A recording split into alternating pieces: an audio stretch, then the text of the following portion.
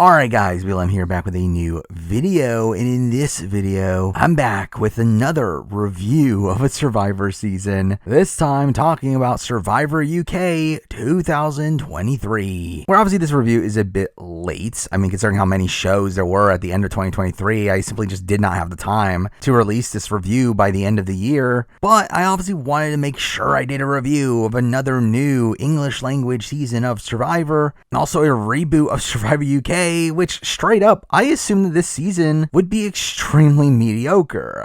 While I always assumed it would be better than the OG seasons, which really isn't tough to do, with those being two of the worst seasons I've ever seen, sadly initially it did seem like this season was kind of continuing that level of quality. It just feeling like a modernized version of that original show, but thankfully as the season progressed, so did the level of gameplay, with this season feeling like it turned out to be this slow display of the evolution of Survivor strategy, to where it felt like it was obviously extremely baseline at first, though as we continue to see the introduction as more modern Survivor mechanics like the idol, the swap, and also some surprisingly dynamic gameplay as the season goes along, that makes this season a pretty pleasant surprise, and it actually being a pretty solid season of Survivor, feeling very much like a middle school season of the show, to where I would actually recommend this season for people to watch, even outside of completionists, which again, I did not expect coming into it. But with that said, obviously like my other reviews, I'll be running through the season from beginning to end to talk about all my thoughts on the season. But let's start off with the premiere, where instantly we see the inspirations from Australian Survivor bleeding in, with the season getting a pretty over-the-top intro of the players walking through the dock at night, which leads them to the boat that they get on for the marooning, where just straight up, a lot of the season does feel very inspired more so by Australian Survivor than Survivor US, which thankfully I do think it does so in the right ways. While they didn't fully get rid of Nana limbs, at least the season wasn't plagued with them, and it does end up having a more palatable season length at 16 episodes, while keeping the pros of the Australian Survivor format of having these pretty strong challenges, with a good chunk of them feeling like these old school Survivor challenges that aren't utilized in the modern day, while also just in general having this more traditional Survivor vibe to it that isn't riddled with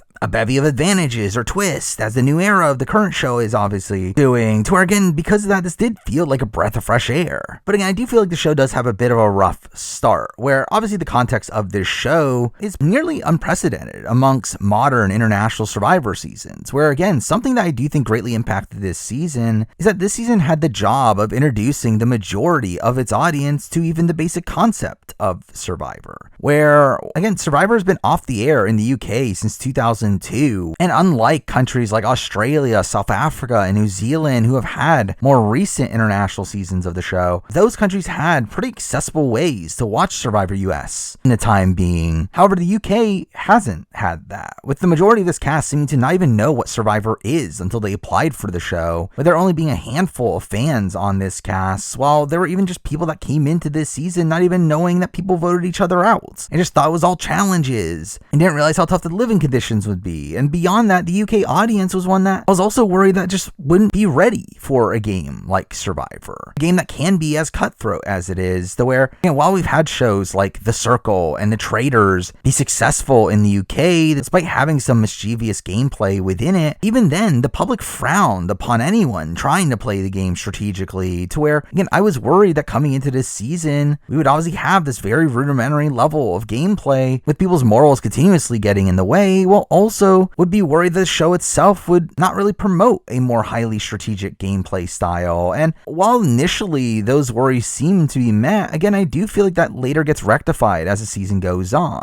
But again, this show had to introduce the audience to just the general concept of Survivor, leading to a lot of narration from its host in Joel Dommett, with this feeling like a carryover from the original UK show, with it having this more documentary style presentation. And this is obviously something that's very different from the other international versions of the show, though from what I understand, a lot of reality shows in the UK do typically have a narrator, or them having one here kind of makes sense considering its audience, though here obviously it's utilized to explain just the basic concepts of the show that again obviously we've taken for granted through watching all these other iterations. But I guess with that we should talk about the host himself, with Joel being an interesting choice here to host Survivor, clearly having a comedic background and trying to make these witty jokes through his commentary, feeling vastly different to the likes of Jeff Probst or JLP JLP or Nico, and feeling more in line with someone like Bo Ryan, the host of Amazing Race Australia, and him having this similar wisecracking nature, which is not my favorite type of host, though I actually didn't mind this change of pace here, with this obviously feeling something that makes this version unique, though I do feel like Joel does have a bit of a weak point in his hosting of the show, which for me was his performance at Tribals, where his questioning just felt kind of awkward at points, and just didn't feel like he was as perceptive as some of the other hosts. Though to be fair, that was my same criticism of JLP in AU 2016, to where obviously he ended up improving over time, to where again, hopefully Joel does as well. But I do kind of come out of this being just kind of fine with him as a host. But as for the actual episode, we do obviously get Joel going through the typical spiel at the beginning, with us getting some opening confessionals along the way, where when talking about the survival aspects of the show, we get our first confessional from Lawrence, talking about how out there's no ice for his gin and tonic, then saying actually there's no gin and tonic at all, with him seeming to come off as this typical posh figure with his constant talks about this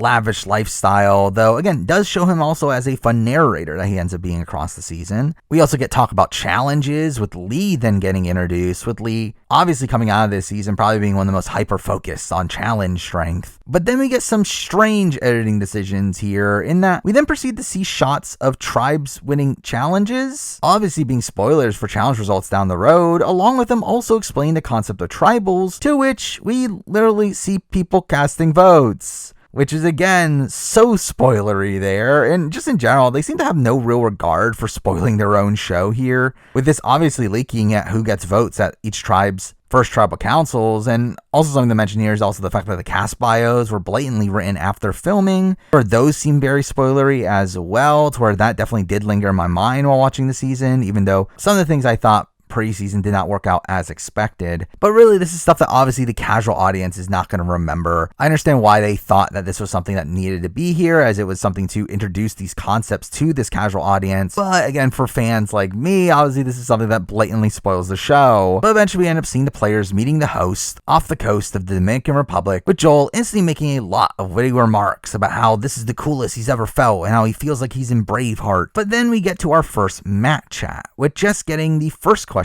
here, to which Joel ends up mocking the way that she says her name, which was a bit strange, though it ends up setting her up as this pretty big character, to where she really ends up playing into this typical trope of this person not equipped for the elements, so ends up holding their own. And we proceed to get introduced to Peg Leg, with Joel acting surprised that this is his name and asking if he's allowed to call him that. I do believe the term is typically looked at as derogatory, though we do see him really embracing it here, where he himself had even changed his legal name to that. And clearly he comes off here as someone that is a production favorite, someone that you're supposed to love here, as it just felt like he was someone that was pegged to be a casual fan favorite from early on. But then we get introduced to Richard, with him coming off as fun and jovial here at first, which is funny considering his super serious cast photo. But he does end up having a pretty sketchy answer to a question here, with Joel asking him to elaborate and him saying that if he starts showing off all of his skills now, it's going to put him at risk, which is like, why are you saying that in front of everybody? It obviously just alerts other people to thinking that you have other skills that you're not telling them about. But anyway, we then get some quicker questions with Rachel and Sabrina that really didn't do much for their characters, but you instantly hear Rachel talk about needing a good social game, while Sabrina talks about the concept of alliances, with this style of talk is already a step up from the OG Survivor UK, which obviously typically focused around tribal lines and being authentic, to where the awareness of these concepts was a nice step in the right direction. But then we get to the first reward challenge, which was similar to other marooning challenges we've seen in the past, where we do see them having the choice of how many supplies to grab on their way to shore, and then have to create a fire at the end that was high enough to burn a rope, and whoever wins here ends up getting to keep their supplies, while an additional twist here is the fact that the winning tribe also gets to keep the supplies of the other team, which felt really OP here. Obviously giving one tribe a massive advantage from the start, feeling like this have or have not style twist, though I do think it actually kind of worked out in a way, to where a more physical tribe here is very clearly the Calaton tribe, who were in the initial lead and are pretty much always in the lead during physical challenges, though they end up losing the challenge here seemingly in a bit of an unfair way due to it being extremely windy. But this result obviously gave Lynetta that advantage, to where it made the tribes feel like they were a bit more balanced in challenges following this. But the challenge itself did have some interesting moments, with us getting our first look at Joel's OTT challenge commentary that included him literally picking up a banana and eating it, which was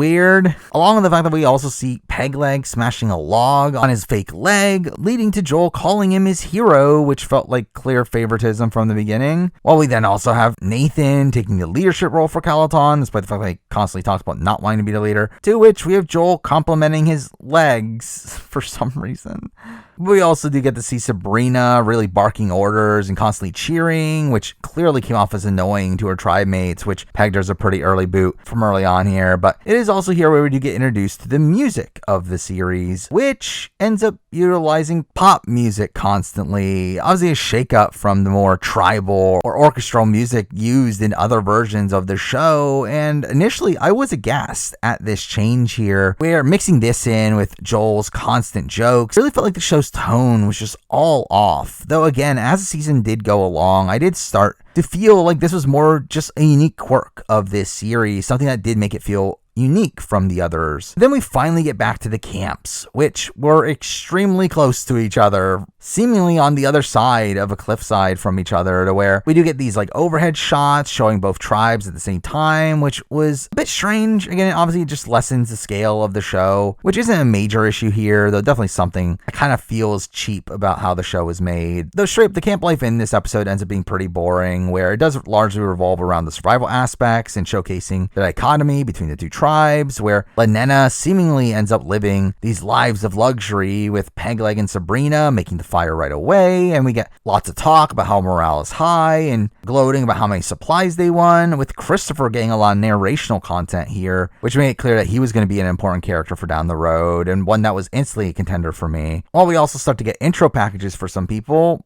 a lot of them being people that had already gotten a lot of content beforehand, with these packages being portrayed in a similar way to how Australian Survivor handles them, with them having shot footage of the players outside the game. But the first one we end up seeing here is from Lee, saying that Champ is his name in boxing and it will be his name in Survivor, which that's something we'll talk about later. But here we also end up hearing him talk about wanting everyone to pull their weight, and him seemingly only caring about challenges, which does lead to some frustration over how he later plays, which we'll talk about. But the other person to get an intro from this tribe ends up being Pegleg, with us seeing him surfing and him talking about not wanting to be looked at as a threat. And we do see him bonding around with Sabrina and Chris, which ends up being some pretty strong content in the premiere for him. Meanwhile, in Calaton, we end up seeing the tribe really struggling and being miserable, with them obviously not having any supplies outside of rice and beans that they can't even cook in a machete, which, I mean, to be fair, is more than you get on Survivor US nowadays. But we do also see other struggles from Richard and Tanuke failing to make the fire here, with Richard saying that the current fire situation is that they don't have any, which is a fun little confessional. But the tribe also struggles throughout the night with no shelter built, to which we end up seeing Shy leading the shelter building the following day, to which the tribe seems to instantly hate him for telling them what to do, which is kind of unexplained here, where we do often hear people talking about how bad Shy was, only for us to not really see any of that for ourselves. Though we do end up seeing Jess in particular get a lot of content voicing her frustrations at him, for considering he was one of the only fans coming into this season and my winner pick as well. It was pretty disappointing to see him instantly on the outs here. Though this does end up leading to Shy getting his intro package about him being a risk manager, which the fact that they did end up bothering to give him this proper introduction here did make me feel like he might be a pretty big character for down the road. And though, to be fair, in the same light, you could also interpret it as them giving this to set up his boot. So again, I never felt like that was actually going to happen in this episode. Another player to get an intro here ends up being Lawrence, to which we see him riding a horse while the song Old Town Road starts playing, which was weird. While we also end up seeing Jess get an intro here about her being a fitting model, though really outside that, it wasn't a particularly interesting one.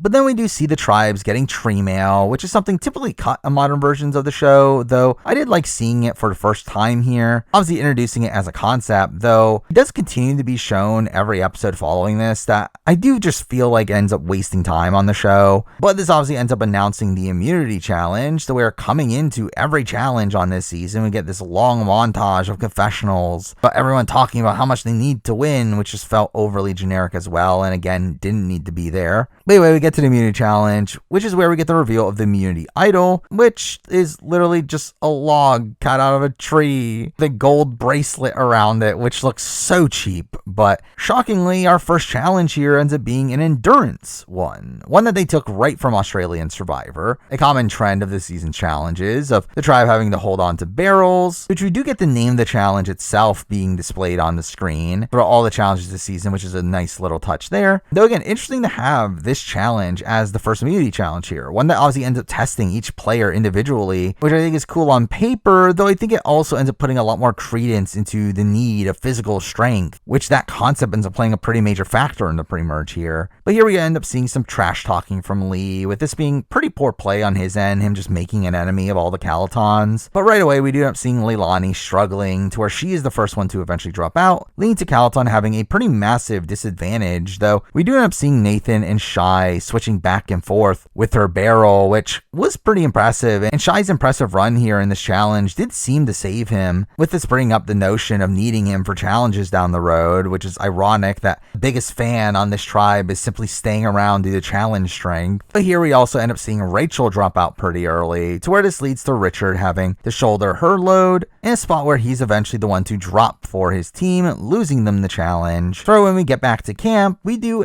instantly see Richard getting a lot of the blame for losing this challenge, which I personally found pretty dumb. Again, personally, I think the blame lays more so on the likes of Leilani and Rachel for dropping out early, to where obviously that puts more of a burden on the other tribe members, though I do believe there was another aspect of this that wasn't on the show of Richard being looked at as a bit sketchy for playing a bit too aggressively. That played a factor into him being the target here as well. But yeah, I personally do think it's kind of ridiculous that he gets the brunt of the blame for the challenge loss here. Though through this, we do end up getting a lot of focus on Leilani, with her being the other potential target, who in herself has been trying to get the target onto Shy. Though again, it doesn't end up seeming to matter, with a lot of people feeling like they need him for the challenges. Only one person seeming to be on board with that plan by the end of it. Though here we do end up seeing Richard and Tanuke talk game, with them seeming to have a close working relationship, which does end up leading to this dilemma for Tanuke when Nathan ends up approaching her about targeting Richard, with him seeming to be the one leading the charge on this vote. To where again, it felt very clear that Richard was going to get voted out here through this, especially considering how they had already shown Richard getting votes in the intro, which again plays into how dumb it was for them to spoil it that early. But and we do get to tribal, where for the most part it was pretty boring.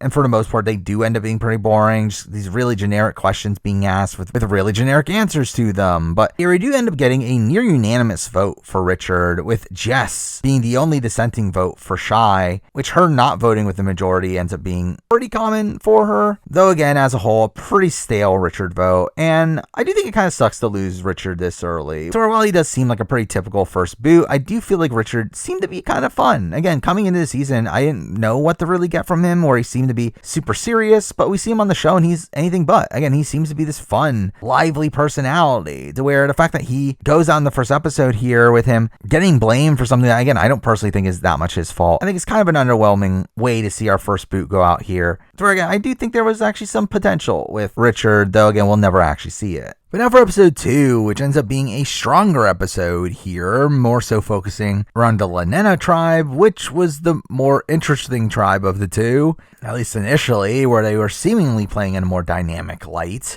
But through that, again, we get very little content from Caloton here, though the main strategic content we get revolves around Nathan and Tanuke, seeming to be this really powerful duo in the game at this point, with them ending up running the Caloton tribe, to which we do proceed to see Nathan getting his intro package here, with him talking about his kids, which proceeds to be sympathetic content that he continues to get moving forward in the season. And again, made it clear the edit wants you to like Nathan in this instance, all while we do also get decent content for Shy, with him talking about having to change his game and needing to calm down and not giving the others excuses to vote him out, which I thought could have been an interesting lead up to a redemption arc for him, though obviously he doesn't really get that. But really the rest of Caloton's content does revolve around the more boring survival aspects, like them getting fire and being happy that they finally have food and talking about how much they smell, which was all just really dull. Though they do end up clearly setting up Caloton as the underdog tribe here, with Tanuke talking about how the tribe has a story of struggle that will lead to them rising like a phoenix Phoenix, which did feel like foreshadowing. But we do end up having a reward challenge here, another Australian Survivor challenge, where we have these one-on-one matchups where they have to slide down for a ball and wrestle them to their square. Obviously a very physical comp, one that obviously we don't really see as much in modern Survivor US, though here the matchups themselves were just kind of fine. I mean, a lot of them felt pretty baseline, though for some reason we do end up having a guy versus girl matchup where we get Lawrence versus Hannah, which felt like a strange choice to allow this here, as 100% this would not be allowed in the US, but the big matchup ends up being between Nathan and Doug, the two big boys, with the show obviously having to objectify them by us getting this slow-mo as they oil themselves. So this leads to a really physical matchup here and them slamming each other on the ground, and it does go back and forth, though Doug ends up winning it for Lanena, while Calaton once again gets a lot of sympathetic content in reaction to their loss here, with Matthew in particular getting a lot of content on the show for the first time, about him talking about them losing 3 challenges in a row, and him seemingly be used in this episode to really emphasize the struggles that Calaton are facing, kind of playing into their underdog arc here by talking about how they need to win for morale, and then later being the one to talk about their later win immunity challenge, which was a bit of a strange edit to give him, especially considering his invisibility in episode 1. Though again, another instance of the edit clearly trying to make you look at him as a likable figure though. But now let's talk about the Lanena tribe, where here we do get a lot of strong content from Doug, with him getting his intro package here about being a fisherman and ends up making use of the fishing gear, and with him also clearly coming off as the tribe's strongest competitor, also being clearly well liked by the others and being involved in both sides that we later see forming. It really set him up as a clear frontrunner to win, despite the fact that he also had a somewhat lackluster first episode. But meanwhile, we also end up getting content revolving around Ashley, who had injured her hand in the last immunity challenge, and through that does seem to be a target here, with Hannah telling Chris about him wanting Ash to go, something that she's continuously hung up on until Ash eventually does get eliminated, with her voting for Ash in almost every tribal they attend together. But this really does lead to us seeing the Chris and Ashley relationship, with him writing this back out to her, to where we get the reveal of our first real alliance of the season, and us seeing that Ashley, Chris, Ren, and Doug are working together, while we see the opposing side. Following this,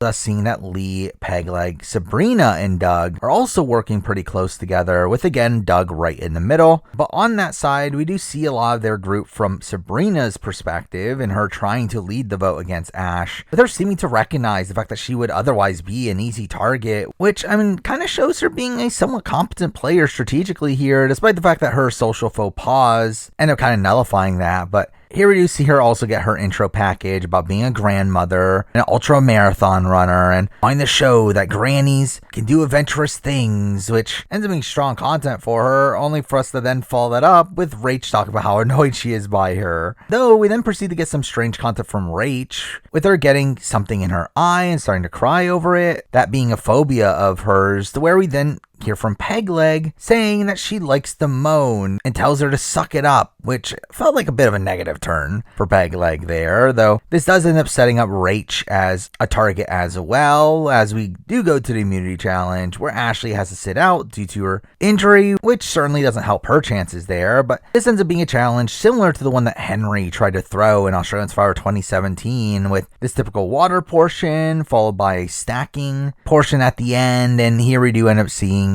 Calaton get this massive lead, which again they typically do in more physical portions of the challenge. But here we do end up seeing Lanena really struggle with both Sabrina and Rach struggling with the buoys, to where they end up getting blamed for their tribe's loss by the end of it, with Lee saying that his vote will be focused on challenge performance, with the worst one being his target, to where the vote does end up being between Sabrina, Rach, and Ashley. Who would have guessed? So we do continue this feud between Sabrina and Rach, with Rach apologizing for the duo for the challenge loss, to which Rach ends up being annoyed at her speaking for her, which we then see Ash and Chris pick up Rach as a number, to where Sabrina should have been a pretty easy boot here at this point, though we then get to some content from Doug, with him again being this swing and talking about worrying about Ashley not being able to perform in challenges, and we do end up seeing the Sabrina group fully thinking that Doug is on their side, to where they did supposedly try to split the vote here, where just out of the blue when we get to the vote reveal, we do end up seeing votes go between Ash and Rach, which doesn't get explained, though supposedly it was a split vote, which again is already a higher level strategy than most things we saw in the OG seasons.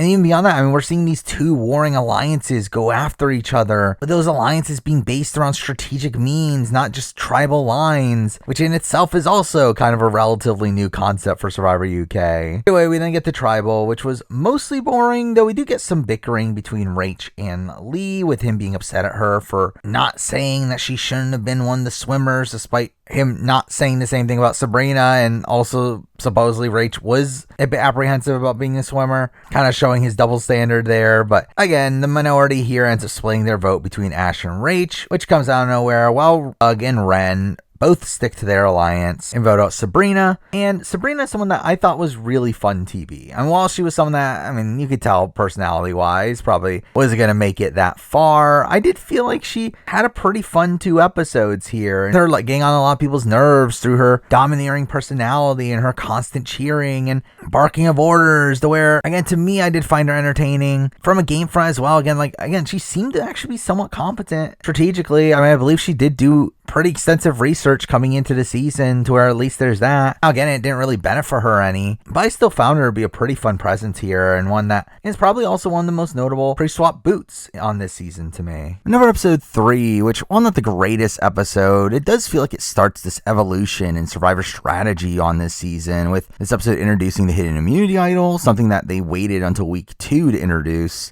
to not instantly overcomplicate the game for the casual audience, which I do actually like how methodical the producers ended up being and how they formatted this show, which again I think plays into the difficulty of making a season like this, where we have to introduce all these modern game mechanics in just a few episodes time. By the way, the episode does start on Lanena, where we do get some shocked reactions to the Sabrina vote, with Pegleg talking about him now being immersed in the game, and Lee now revealing his full game philosophy, saying that he needs to keep the strength in the game, to which he proceeds to make a men's alliance with Doug, Pegleg, and Chris, also saying that they're the people he considers the strong members of the tribe. Again, literally just the men, making his gameplay style here come off as extremely misogynistic, to where on paper I do think there is some merit to this gameplay style if you are this strong alpha guy. So keeping around other strong physical guys is obviously beneficial for your game, and keeping these shields around you, as we saw with Mark and Josh in AU Blood vs. Water. But with someone like Lee here, I really doubt he's playing the game that strategically, and he instead actually seems to believe this mantra, to where, because that came off as pretty icky, especially in conjunction with how the rest of the pre-merge ends up playing out, to where the vast majority of the boots here end up being women, seemingly under the guise of keeping around challenge strength, which again was not a good look for the show in the early days. Though we do also get strong content from Doug, with him also not agreeing with Lee's tactics, calling it a crazy strategy, and says that he isn't going to play that way, only to then proceed to go along with Lee's plan anyway. This does have us finally having Ren come to the forefront, with them getting this intro package, revealing that they're non-binary, getting this nice representation, the UK's first season, but they are also one of the biggest fans on the cast, where I did have a pretty high expectation from them, at least in the strategic department, and here we do see them talk to Ash and Rach, with them realizing how Lee is playing the game and talking about blindsiding him, which had this been Survivor US, I do feel like this plan would have fully gone through, though sadly it ends up following through. Meanwhile, on Calaton, we do get content about Lawrence, showing him being this lively character, with us seeing him skinny dipping and hearing that he does it every morning, with others laughing about it, leading to the tree mail arriving, revealing that each tribe will have to send one member to the outpost, a twist stemming from Survivor NZ Thailand, that is essentially just a generic journey. But here we end up seeing Calaton seemingly unanimously pick Lawrence, which was strange considering the fact that he is later shown to be towards the bottom of the power structure, while on Lanena we do see Ren volunteering and no one objecting, where obviously it was going to be these two people that just got massive visibility spike. This leads us to the outposts, where we do see Joel revealing to the audience the concept of the hidden immunity idol, that leads to us seeing Ren and Lawrence having a dilemma, one that again we used to commonly see back in a day, where they are given the option of taking a big fish for the tribe, a small fish that will come with an idol clue that they have to share with someone else, or a baked potato, to which along with that comes a clue for themselves. And straight up, I feel like the potato option is just completely pointless here, but I do think the dilemma between the other two is a bit more interesting. Now, at the end of the day, I do think I side towards taking the big fish here, which is probably not the conventional wisdom, but I do think, one, it obviously allows you to be truthful about the dilemma, and avoids the situation that Ren later gets into with being caught lying about what happened, but also ends up alerting you to an idol being in play, which in itself is info that you can leverage down the road, and could also attempt to just find the idol without a clue. While the smaller fish, again, does come with more risk, making you look untrustworthy, as we later see to Ren, which on an older school season, I do think that taking it is probably the wrong call, just due to the fact that there would probably be this massive stigma against you for lying to the tribe. But I think there are the benefits of having an idol clue that you have to share with someone else, which is actually, again, an interesting prospect here, and you being able to use this to secure an alliance, which I do think Ren does pretty effectively, even though it doesn't really work out for them. But again, I think there are pros and cons to both, though I think considering the old school nature of the season, I would go with the big fish, but I understand why Ren went with the smaller fish. Obviously, them being a proponent of the strategic game, and them obviously being a super fan and wanting the game to evolve and having that on their mind when playing the game. Anyway, we see both of them return to camp, with both of them having sus on them anyway,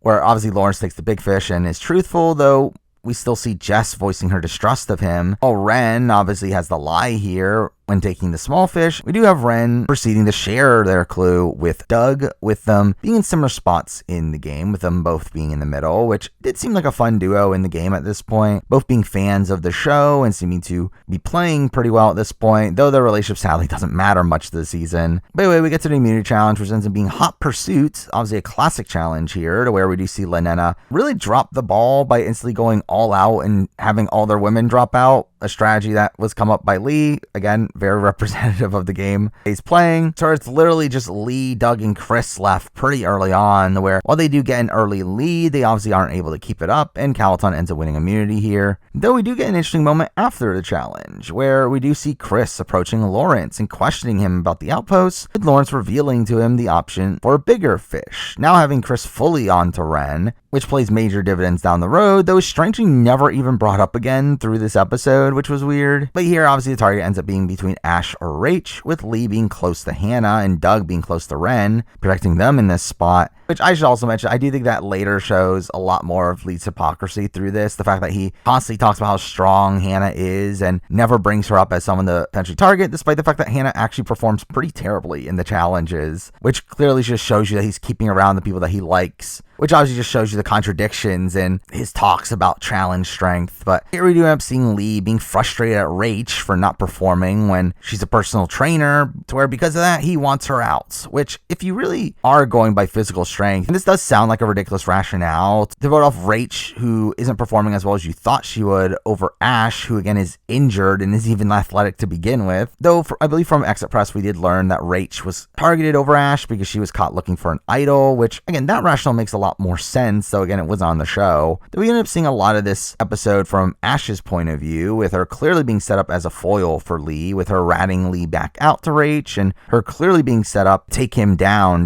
the road, coming off as a scrappy underdog here. And strangely, we do proceed to see people not wanting to go with Lee's plan, from the likes of Ren to Hannah to Chris, only for them to all back down anyway, which was pretty underwhelming to see. Which, I mean, to be fair, for many of them, it probably was the optimal move, as why stick your neck out for Rach and Ashley? Well, also for them, they're in Lee's core, but still, again, just felt very opposed to what we would typically see in modern Survivor, to where we do clearly get the setup for a split vote here between Ash and Rach, with the two having to vote for each other, which I do feel like the fact that Ash and Rach both recognize this and do end up voting for each other is a step in the right direction from this original Survivor UK. And again, showing people playing self-interestedly. But anyway, we get the tribal, where we do see Lee being confronted for the challenge loss due to him coming up with the strategy that failed there. And we do get some funny hosting from Joel, where he clearly spends the beginning of tribal trying to get someone to throw Lee under the bus. But really, at the end of the day, not much really comes of all this. And we do get the split vote as expected, with Joel proceeding to ask anyone if they have an idol that they want to play, which leads to shocked reactions for some reason. Again, they were already splitting the vote, so you would assume that they would already know the idols were in play. Though I guess you can interpret this as, considering this is the first time he ever said it, they probably thought that this meant that someone had found it. And through they were probably thinking that Rach was about to play it, only for Rach to still be voted out here in a 5-3 vote. To where, again, despite a lot of setup to Ash's dilemma of does she vote for Rach or not. It really didn't matter as there were 4 votes on Rach anyway. But anyway, we lose Rach here, and Rach was just kind of fine. I mean, I did like her dynamic with Sabrina, just how annoyed she was by her, but really outside that, she was just there. I mean, she was pleasant enough. I don't really have anything negative to truly say about her, but she just really did not pop off the screen,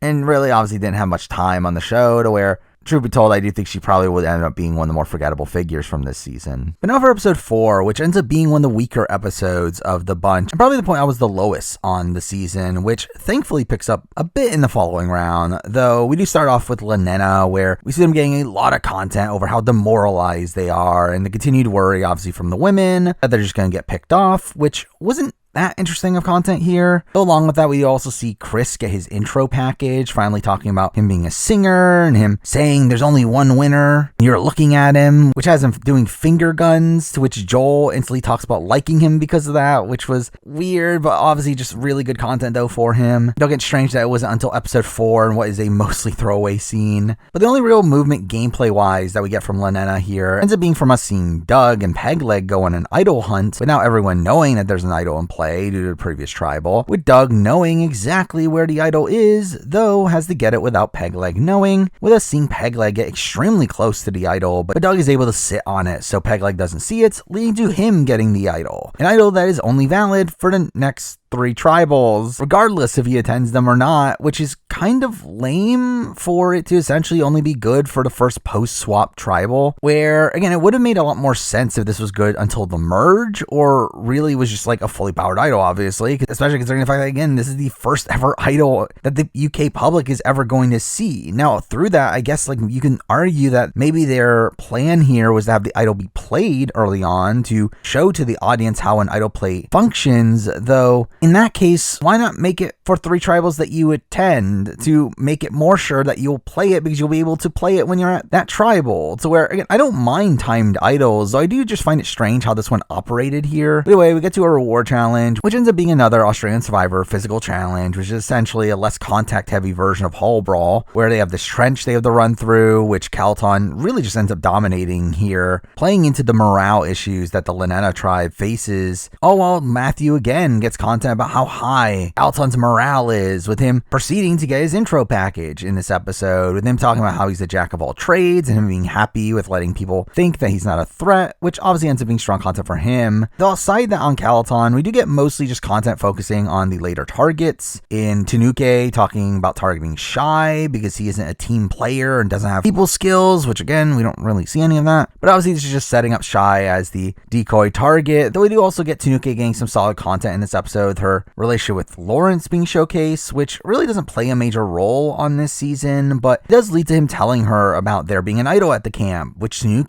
says that she's gonna find it, only for it to never come up again, which was strange. But here again, we do get a lot of content surrounding Leilani, with her being the one that is truly in danger for this round. And we do get talk about how she isn't fitting in socially and not shining in challenges, though it is here where we do finally get her intro package, with her talking about being a mom and working in a yoga studio, which was obviously meant to be sympathetic content for her, though really didn't end up propelling her edit too much for me. But anyway, the immunity challenge ends up being the tribal stacking comp that we've seen many times in the past, and funnily, this is a challenge that was spoiled beforehand by them literally showing Lenena celebrating when finishing this challenge in previous B-roll, which made it obvious who's going to win here. But I did like that we started to get challenges that didn't favor physical strength, to where while the players themselves still put a lot of credence into physical strength, it isn't very reflective in immunity challenges in particular, which was nice to see here. And I do think that was an intentional choice from the producers. So through that, again, we get to see Leilani performing pretty well in this challenge here, all while Nathan ends up really struggling, though again, it doesn't end up changing any perceptions, where despite Leilani ends up utilizing this to campaign for herself and saying that she has different abilities to help the tribe, it really felt like no one was really buying into that. And the rest of the episode obviously just ends up focusing on this debate between Shy and Leilani, with Tanuke and Jess still being on board for taking out Shy, while Rachel and Nathan want to get rid of Leilani, despite Rachel not even liking Shy. And we do hear Shy say himself that he thinks he's safe, despite Rachel not even liking Shy and feeling like they need to keep him because of physical strength, which is really the story of Shy. But we do end up hearing from Shy himself that he thinks he's safe, which is a pretty clear indication that he's been told by multiple people that he is, to where in this instance here, it did make it obvious to me that he was probably going to stay, to where there wasn't much suspense coming in the tribal, though this is where we do get Joel revealing that tonight is a little different, clearly taking from JLP's script for some reason, and we get the reveal of a non-limb for some reason. Again, like, why? I mean, the schedule is one that, if you laid it out, it was perfectly set up for a final 2, but I guess they just really wanted a final 3, which is really underwhelming, that they're instantly setting this precedent for Survivor UK. But to be fair, from a producer standpoint, I get it, but it's obviously a choice that I didn't want them to make. But with that, we do get a pretty generic non-limb here of just voting a person to join the other tribe, which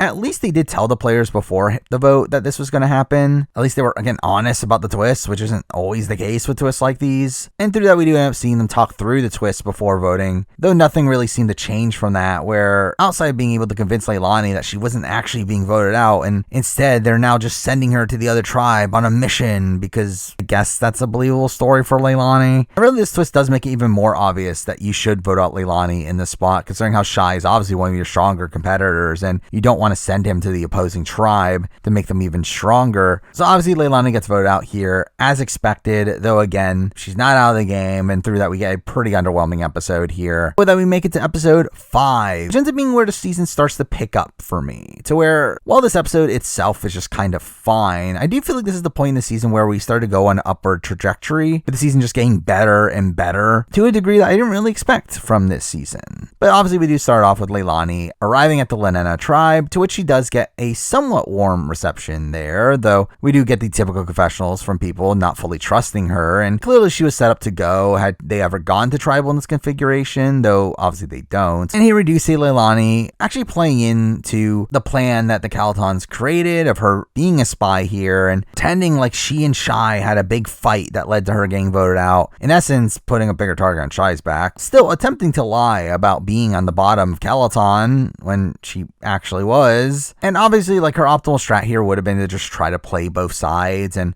actually make deals on Lenena, considering she's clearly on the bottom of Caloton. But again, this is Leilani for you, so yeah, what do you expect? But either way, we do end up seeing some attempts to work with her, with Ashley talking about her being an extra number for the women, leading up to Ashley getting her own intro package here, with it being largely unnotable outside of her just mocking the clearly forced line they made her say. Well, also, we do end up seeing Leilani bonding with Chris, which is funny considering the fact that they had a really strained relationship down the road. But this does lead to Pegleg calling Chris out and thinking that he's forming alliances, and calls him a player that knows what he's doing, implying that Pegleg thinks it's a good move to do that, despite the fact that he does none of that. All this does culminate in Leilani being Leilani and just giving up on lying to the tribe and just being honest in the fact that she was sent over as a spy because she felt bad, which is obviously terrible for her game. But it just makes it even more obvious that she should be the consensus boot here, though again, what does make it funny is that she's saying this despite the fact that she actually is wrong and her position in the other tribe is terrible, where had she been voted out here, she would essentially be taking the fall for her own delusions of her game. Anyway, we get to the reward challenge, which obviously ends up being the iconic Sumo at Sea, to which we do get some great one-on-one matchups here. We get the typical Doug versus Nathan matchup, with Nathan actually losing here, as he typically does. Again, it's kind of surprising that Nathan is a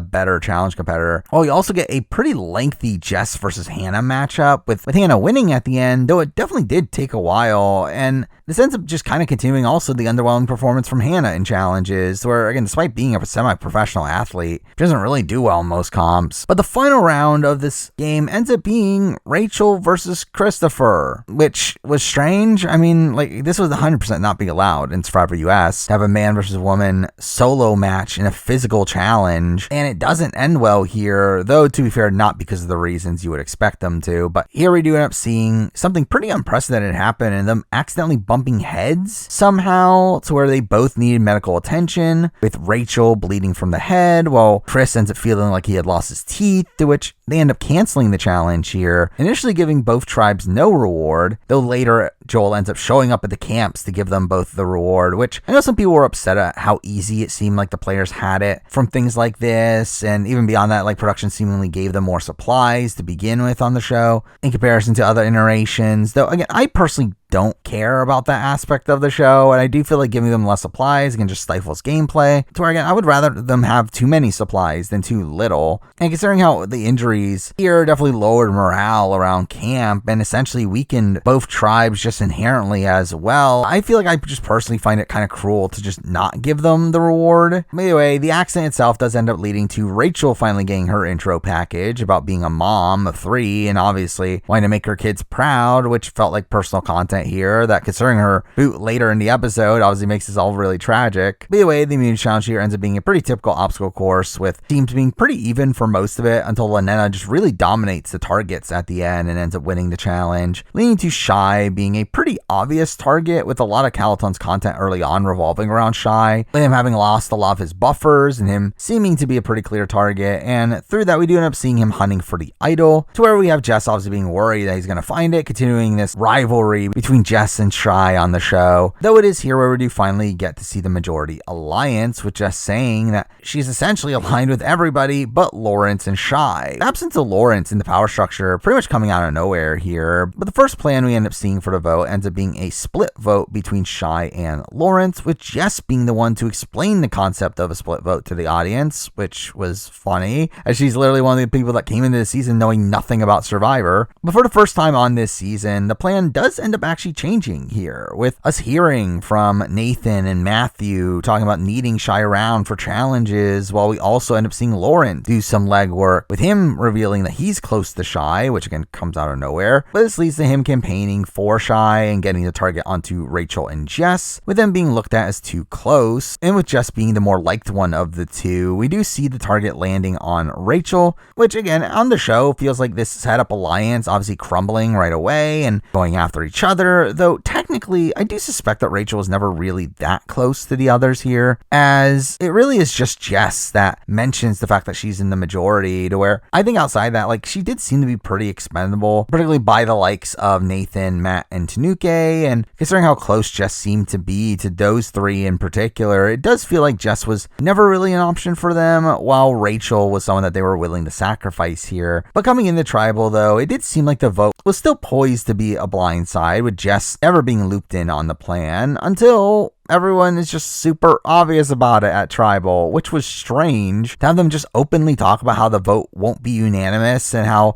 there's multiple plans going on, which seemed really dumb under the context of there potentially being an idol in play. And we even see Rachel say that she wants to reconsider her plan considering what they've talked about. But again, that doesn't go through, and Rachel does end up getting voted out here in a 5-2 vote, where they're claiming that they voted her out because she was a threat, I guess. But anyway, we end up losing Rachel, who was fine on the show. I mean, she's another one of the probably more forgettable figures on the show, and that again had a pretty impactful personal segment with again her talking about her kids, also the loss of her husband, and I obviously sympathize with her there. But as a TV character, I don't think she really popped in any way. And I was kind of happy she got taken out here as his first like instance of an alliance turning on one of their own, which was nice to see from Survivor UK. And just in general, I found Shy to be a more interesting character anyway. So again, like I felt like Rachel going here wasn't a major loss to the season. Now for episode 6, which actually ends up being a pretty strong episode here, one that again feels like an evolution for the show with the introduction of the swap, which I do think was handled in a fun way, where each tribe is given a tree mail telling them to select 3 people to send on a journey, which felt very reminiscent to the original swap in Survivor Africa, which was a nice touch here, to where I did like the show giving the players more agency in deciding who ends up swapping here, to where we see them being asked to send their wisest, most powerful, and most trusted. And again, I did like seeing the players decide on this criteria their own way, and again just love overall how this swap was handled, with them doing it in a way that I wish we could see on other iterations of the show, where I personally would prefer this sort of swap over something completely random like the modern version of the US show just absolutely adores for whatever reason. Before that, we do get a few scenes back at the original camps where we do end up seeing Jess's reaction to the Rachel blindside, but that's now seeing that her alliance with Nathan, Tanuke, and Matt is actually stronger now, out. And we even see them secretly pre-gaming the journey, with Tanuki and Matt having gotten the tree mail first, where it did seem like this group would have stuck together had they remained together for the following tribal. And here we do end up seeing them agree to not send their entire alliance to pacify Shai and Lawrence, which seemed like a strange justification for this, as while it is probably the optimal move here to make sure that you have majorities in both groups, that obviously wasn't their reasoning for it. And it feels like they kind of stumbled their way to the right decision, but either way, we end up seeing Matt, Tanuki, and Shai go on the journey there. On the Lanena tribe, we do get some interesting content there, where we finally see the return of Chris trying to figure out what happened at the outpost once again,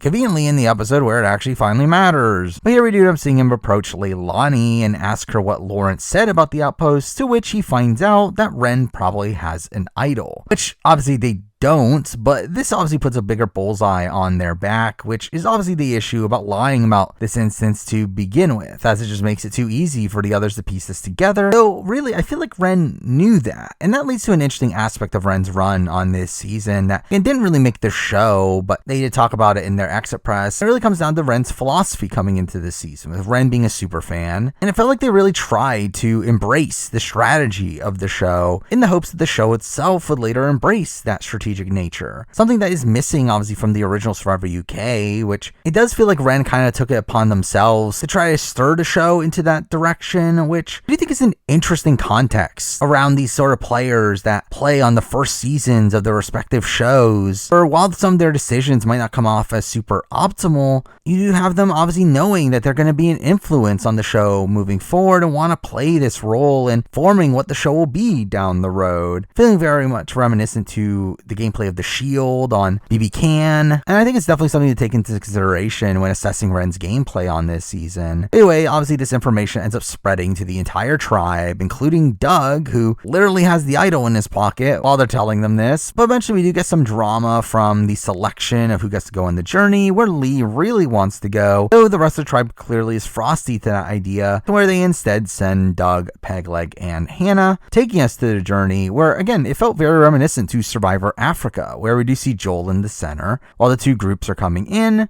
which is where we get the reveal of an additional twist, and that only two of each of these groups will actually end up swapping, but the decision of who doesn't end up swapping out of these groups of three ends up being left to the players themselves, which again, I do really like that they're giving the players more agency here in deciding who gets swapped over, and it does end up working out pretty well here, though I do think it could have potentially been better had it been three people swapping over, as in that situation it would mean that both sides would have equal numbers going down tribal lines, though again it worked out either way, and it also would have been ridiculous for both tribes to send over half their tribe on a journey, so I get why they went with the format we have here, which again is one I still do very much like. With this swap pretty much working out in the best possible way, with someone from the majority going home at every tribal post-swap, but here we do end up seeing Doug and Pegleg agree to go on their side, with Pegleg claiming that he's doing so to take out Shai for some reason. Again, really just showing Shai not be able to catch a break here. All while we do see Shai obviously being the one to not swap over for Calaton, with Tanuki and Matt agreeing to swap over, with both Doug and Tanuki here getting really strong content coincide with their swapping here, where despite the fact that I feel like this was pretty bad for both of their games respectively, we do have Doug talking about how this is actually good for his game, with him having a pretty interesting observation here and saying that it now separates him from the drama with Ren, which can be looked at as a positive for him, though again it does put him in a very precarious spot beyond this initial round, where again his idol is only good for this first round here, to where overall I do think this is a net negative for him. While Tanuki gets a pretty perfect confessional here that really convinced me that she was going to end up winning the season, where while it does end up being confessional very reminiscent to what Henry says in Australian Survivor, talking about wanting to swap because now she can be connected on both tribes and be in an elite position, which again to me is not really the optimal strategy here, as it does put her in a lot of danger. So had Lanena just been a bit more together, I think she would have been booed before the merge. Despite this confessional again being one that could have been portrayed as her being a bit cocky or arrogant like it was with Henry's, here instead it's just played straight, making you think that, again, this is probably her giving an accurate assessment of her game here. But way beyond that, on the new Calaton tribe, it does end up seeming like a pretty stacked tribe physically, with Doug and Nathan and Shy all on the same tribe. Though obviously we do have Doug and Pegleg in the minority there, and really this tribe doesn't end up getting much content on this episode. I also have Doug just talking about how he's on the bottom now, and we do get a little move from him here that doesn't end up mattering much in the grand scheme of things, but it did seem pretty misguided in him telling Pegleg about his idol before the immunity challenge. Again, an idol that expires this round, obviously making it likely that he'll play it if they go to tribal, which again, I get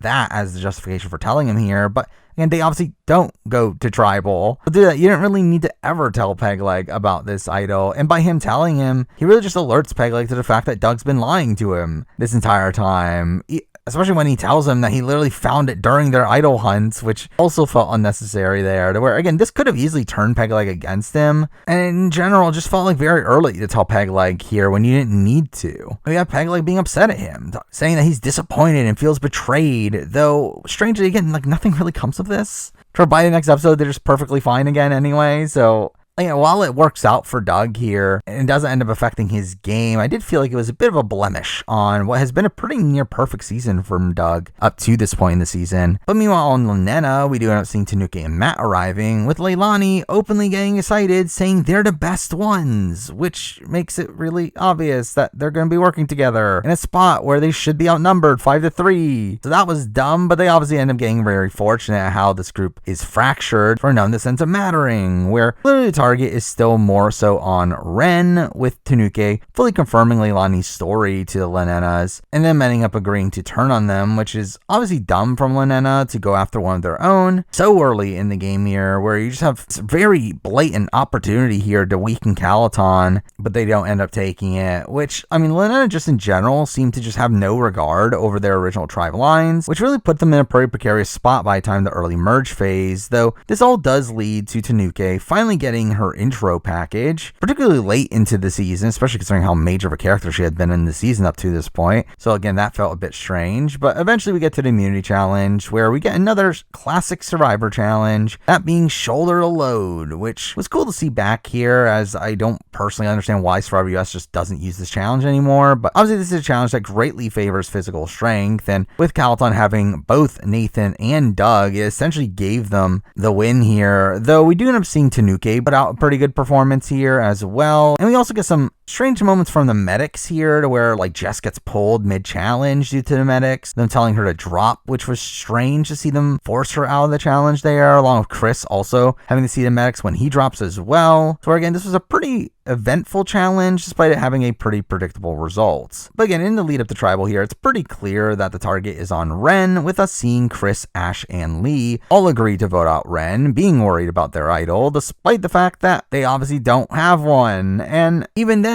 Lee, for some reason, doesn't even go through with this plan, with him voting for Leilani by the end of it. But this is where we do start to see Chris and Ash start to build a relationship with the Calatonians, which, I mean, I guess I should mention the fact that they do end up naming themselves that, instead of the typical Calatons that most other versions of the show would call them, which felt like a pretty funny quirk to me. But this does lead to Ash seemingly leading the charge in this vote, which felt contradictory to her previous content about wanting to target the men, though through this it does have Ash forming a women's group with Tanuki and Leilani that we actually don't properly hear about until later in the season. But here we also end up seeing Hannah being left out of the plan, and Hannah continuing to target Ashley here, which Ren ends up agreeing to, which again, I do think for Ash and Chris it was obviously bad for them to target Ren, but I also think it's really bad for Ren and Hannah to be coming for Ash at this point, where again, this should have been an easy vote to just vote off one of the Calatonians, but they just for some reason don't do it, and through that this ends up being a really good spot for the Calatonians. Though even then, I don't feel like they particularly play it well here, with Leilani again just openly talking about how they're going to be voting as a 3, which again just makes it clear how tight they are as a group, which should have made it more clear that you should be voting one of them out, but again that doesn't happen. And also for the Calatons themselves, I mean, like, I do feel like there definitely was an opportunity here to make an even bigger move in really upsetting the Lanena power structure by pulling off a plurality vote here, as again, they did have the numbers to do so, considering how split the other votes were, though, to be fair, I don't know who they should target with that move, as, again, Lee was obviously a massive target for them moving forward, to where he was just an easy scapegoat to have Ash and Chris still be on board with them, while also the likes of Chris and Ash were obviously people that were willing to work with them. So, again, the choice between Hannah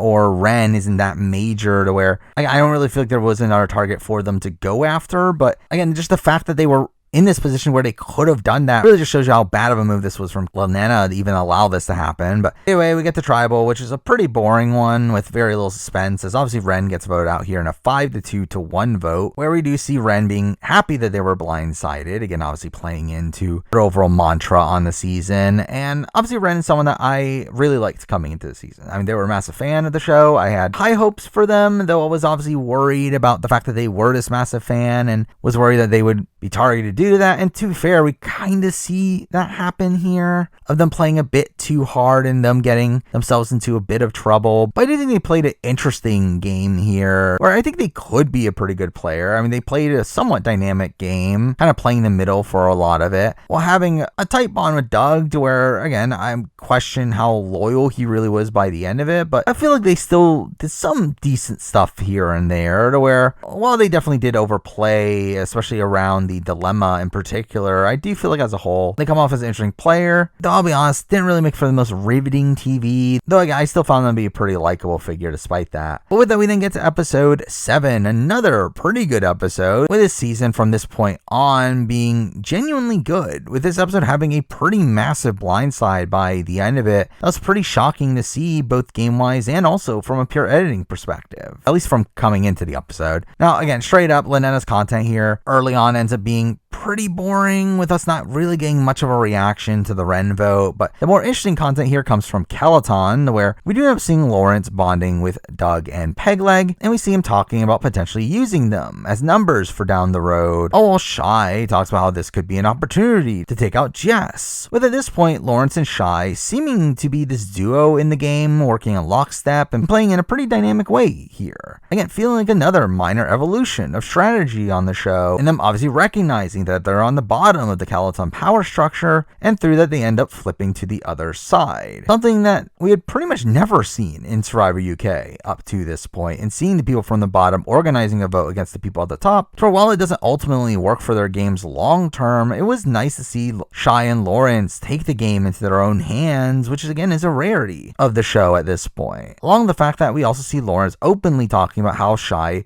is essentially his meat shield, saying that Shy will face the repercussions of that vote instead of him, and then he makes for the perfect scapegoat, which again shows some innovative play from Lawrence there. Now, to be fair, I do feel like he kind of obsesses over this concept and takes it to an extreme, where he just constantly tries to avoid blame for votes, and it ends up being to his detriment, as we see later in the season. But this does lead to pretty early on in this episode us seeing this new 4-person group come together of Shy, Lawrence, Doug, and Pegleg, to where I do think you could definitely criticize this episode for how early it sets up its boot, to where it very much did feel like this plan was going to stick for the rest of the episode, to where while there were the obvious red herrings, the plan obviously ends up sticking true, though I did still find the concept of this flip and the content around it to just be kind of interesting to watch still. So we get to see more of the inner workings of this plan, with us getting a segment about Doug and Pegleg having to pretend to Nathan and Jess that they're still worried, and we also get to see Nathan and Jess's perspective of this, of Nathan creating a plan to use Jess as a decoy, which is a strange move to have him just throwing his closest ally under the bus in a situation where even if Shy and Lawrence had not flipped, or had there been an idle play, just could have definitely been in danger there. Though to be fair, again, they might have split the vote. And it's also funny the fact that obviously the plan is to use her as a decoy when she's actually unknowingly to him the target in this instance anyway. To which we do end up seeing Jess actually being a bit observant here, and actually being worried about the exact scenario that ends up eventually happening. Something that Nathan doesn't seem to even take in consideration, which again is a decent read from Jess there, though she really just ends up doing nothing about it. Well, eventually we do get to the reward challenge, where we end up seeing Doug's reaction to Ren being voted out, with him smiling for some reason. Don't know why, as it's really just a net negative to lose them for his game, but whatever. But the challenge ends up being a tribal endurance comp that we typically see on Australian Survivor, of them being lined up in a chain and having to hold up a disc in pairs, with Calaton getting a pretty bad draw here, with Jess being in the center, which I assume wasn't by choice, considering it was done by random draw on Australian Survivor. And again, this would have just been a bad choice if this is how they actually played it, as again, having Jess connected to Doug and Nathan, your two strongest competitors, pretty detrimental here, considering Jess was clearly the person that is the least skilled for a challenge like this. And we do end up seeing her drop pretty early, again eliminating Doug and Nathan in the process. It was just kind of obvious that Lynetta was eventually going to win here, to which they end up winning Indian food, which feels like a terrible food to have on Survivor, though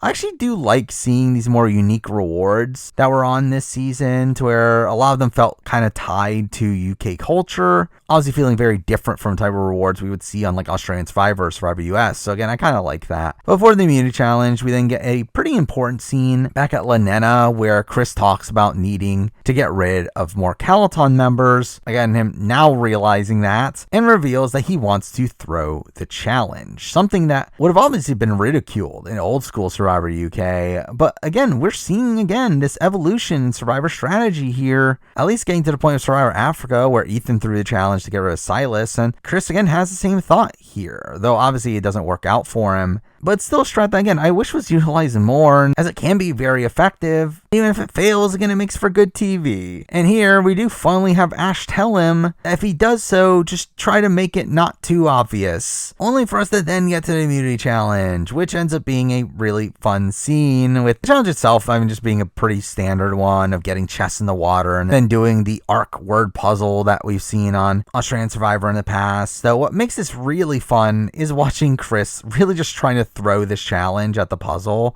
where he really hams it up here, again being so opposed to the advice that Ash just gave him, where he clearly doesn't help with the puzzle, just telling them that he can't spell. He then overtly drops his puzzle piece saying oops. He messes around on the ground and puts goggles on for no reason. All this was so fun, so ridiculous. And it's funny too, considering despite all of his attempts to throw the challenge here, he ends up failing at that task anyway, where Calaton sucks so bad at the puzzle, for despite the fact that it looked like they had won at a point, they don't, because they had their pieces facing the wrong way, leading to Lynetta winning immunity anyway. But in the lead up to Tribal, we do end up seeing Nathan being pretty aloof at what's going on here, thinking that Jess is safe, and saying that they don't even need to talk about the vote because they know what's going to happen. All while Jess is clearly nervous, with her confronting Lawrence and Shy about them potentially blindsiding her, which, I mean, to be fair, not the optimal play there, as it obviously doesn't really favor you in any way. It really just makes them alert to the fact that you're sketched out by them. But anyway, I mean, like, Jess is savvy enough here to pick up on the fact that she is in danger, though sadly isn't savvy enough to actually go through with the optimal move here and having her survive this round, to where, despite us seeing her do the first step of that plan in approaching Doug and Pegleg here and asking them to vote for Shy, she doesn't go far enough in that plan, in actually trying to secure their votes and attempt to pull off a 3-2-1 vote that again could have saved her here. Or again, considering the fact that Pegleg even said again after he swapped that he's swapping solely to take out Shy from the game, you would think that this wouldn't have been a difficult task here to actually get them on board, but instead she really just ends up giving a pretty half-hearted effort here,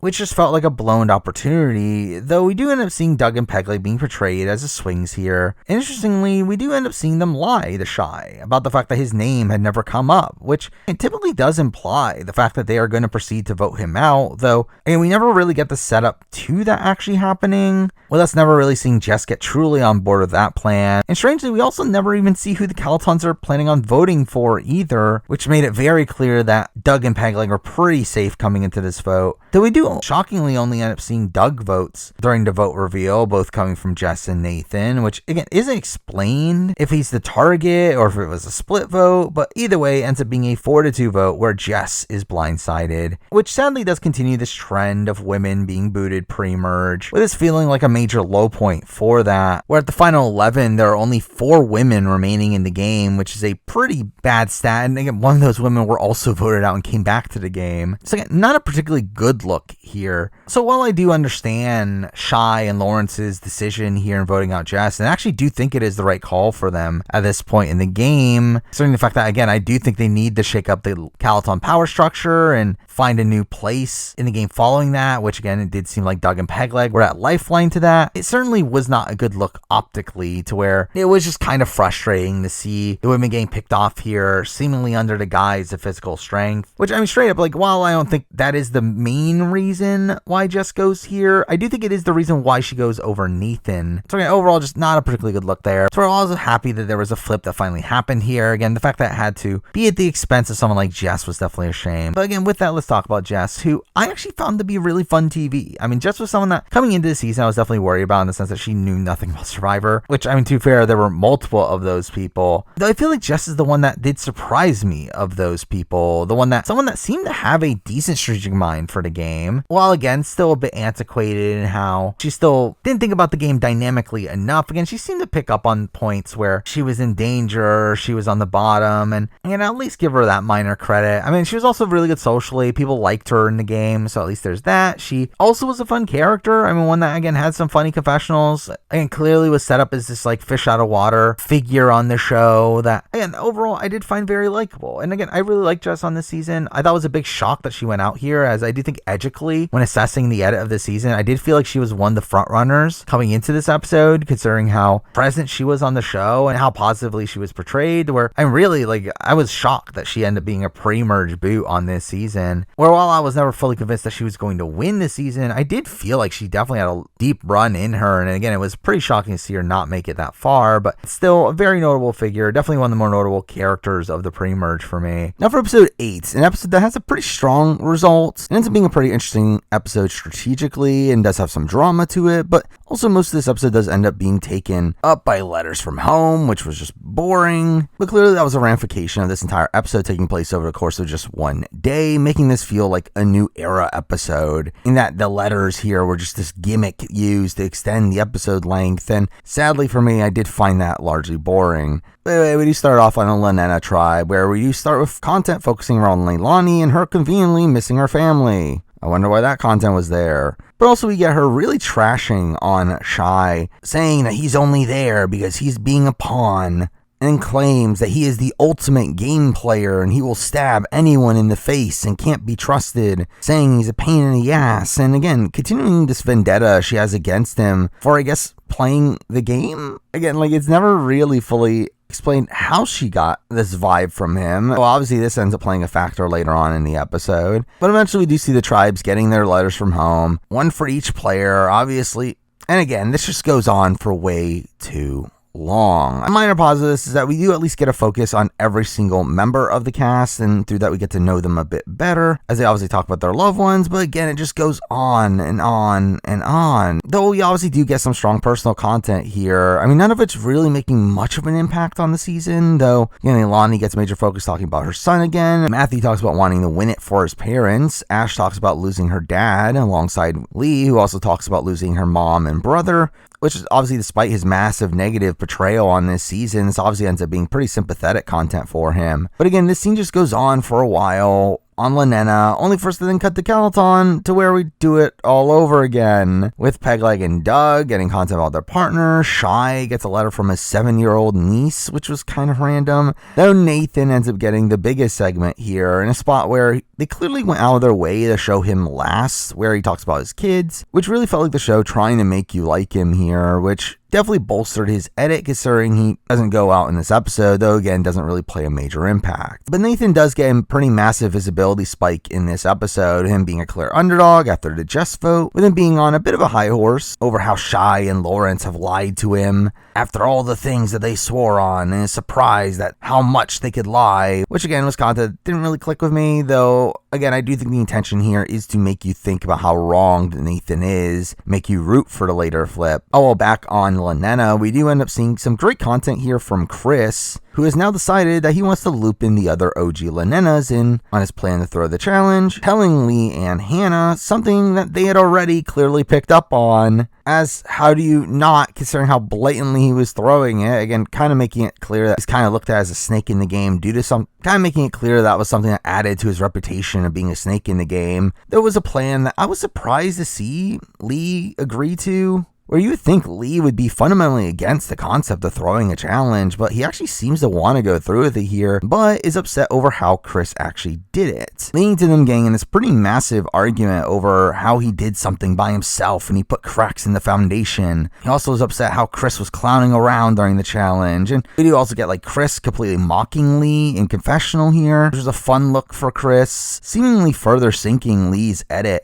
but also his actual game, as this did seem like the point where from this point forward, Chris just gave up on working with Lee and in turn made him the biggest target for whenever they went to the next tribal. And while I do think Lee handles this all wrong, I do think he is technically right. That this is a bad look for Chris, and why didn't Chris loop him in on the plan? And mixing that with the fact that we also do see Lee be kind of perceptive here in calling him out for his relationship with Ash, and that he told Ash right before the challenge and actually saw it. I think it shows you that, again, he's at least paying attention to what's going on around him, though he doesn't know in the slightest on how to handle that. So it does make you think there might be a good player in Lee if he wasn't so hung up on this male-centric or challenge-centric philosophy of the game that he has. But this ends up being really the first major fight we see in the series, being the type of drama that we see very minimal of in the modern Survivor US. It does make this a really fun sequence here. Either way, this leads into the immunity challenge, where we do get a funny confessional from Tanuke with her saying that she wants to wipe the other tribe's asses instead of whooping their asses. But once at the challenge, we do get a pretty notable sequence here where we obviously get shock at the reveal that Jess had been voted out, obviously another woman from the game, which I do think it's fair for the likes of Leilani and Tanuke to be calling this out, which just in general, this did seem to really spur this pro-women sentiment from the other women on the show. But I do think outside that, Leilani does come off pretty strategically inept here, openly voicing her annoyance at the other tribe and saying that she doesn't know who they are anymore and that there's no good reason to vote Jess off, which is just a terrible look for her. Though to be fair, Lawrence doesn't come off particularly well here either, with him saying that they're not misogynists, they do benefit from a lot of testosterone. But obviously the confidence from the men here is pretty funny, as we do literally see them get probably the worst possible immunity challenge for their tribe, that being a tribal version of When It Rains It Pours, which obviously really favors these bigger guys, especially with the added aspect of bouncing on a perch, to where we literally see all the Calaton men dropping almost instantly, being a pretty embarrassing loss for them there. And we do have Leilani taunting them afterwards, saying that Jess could have done good with balance, which, I mean, too fair, I don't think Jess was winning this challenge either. But again, showing the brilliant gameplay of Leilani there. But again, this does lead to a pretty interesting dynamic coming into tribal, where we do have Nathan, who should have been the easy boot, with both Shy and Lawrence being fully on board with that plan. But then we get content from Doug and Pegleg, with them reiterating how much they don't trust Shy, which is strange considering they could have trusted Shy. Again, Shy flips on Calaton because he knew he was on the bottom of them and wanting to work with Doug and Pegleg. So for them to not trust Shy in this instance felt like a pretty bad read from them. A read that, again, I think definitely is influenced by how negatively Leilani constantly talked about Shy on their original tribe. And through that, I think that plays a major factor into the later flip, which I do think is the wrong rationale for flipping on Shy and Lawrence, where, again, I don't necessarily disagree with the idea of taking a shot at them, but the reason for that should be because they don't know when the merge is happening, where, and with the knowledge that the merge is the following round, I do think this is just outright a bad move in keeping Nathan, who has so many more options once he gets back with his original group, while also getting rid of Shy here ends up pissing off Lawrence in that spot, where he won't have any other allies in the game, and essentially forcing Doug and Pegleg to go back to the original Lanenas, not really have many other options. But again, with you not knowing that the merge is coming, I mean, for the short term on this tribe, it is the optimal move to split up Shy and Lawrence to make sure you don't have to face a tie in the following tribal and allow your group to just outright win that battle the following vote. Though again, that isn't the reason why they vote out Shy, and even then, I mean, even if they did stick true to that 4, I think there's even a chance they're able to get Lawrence to flip on Shy.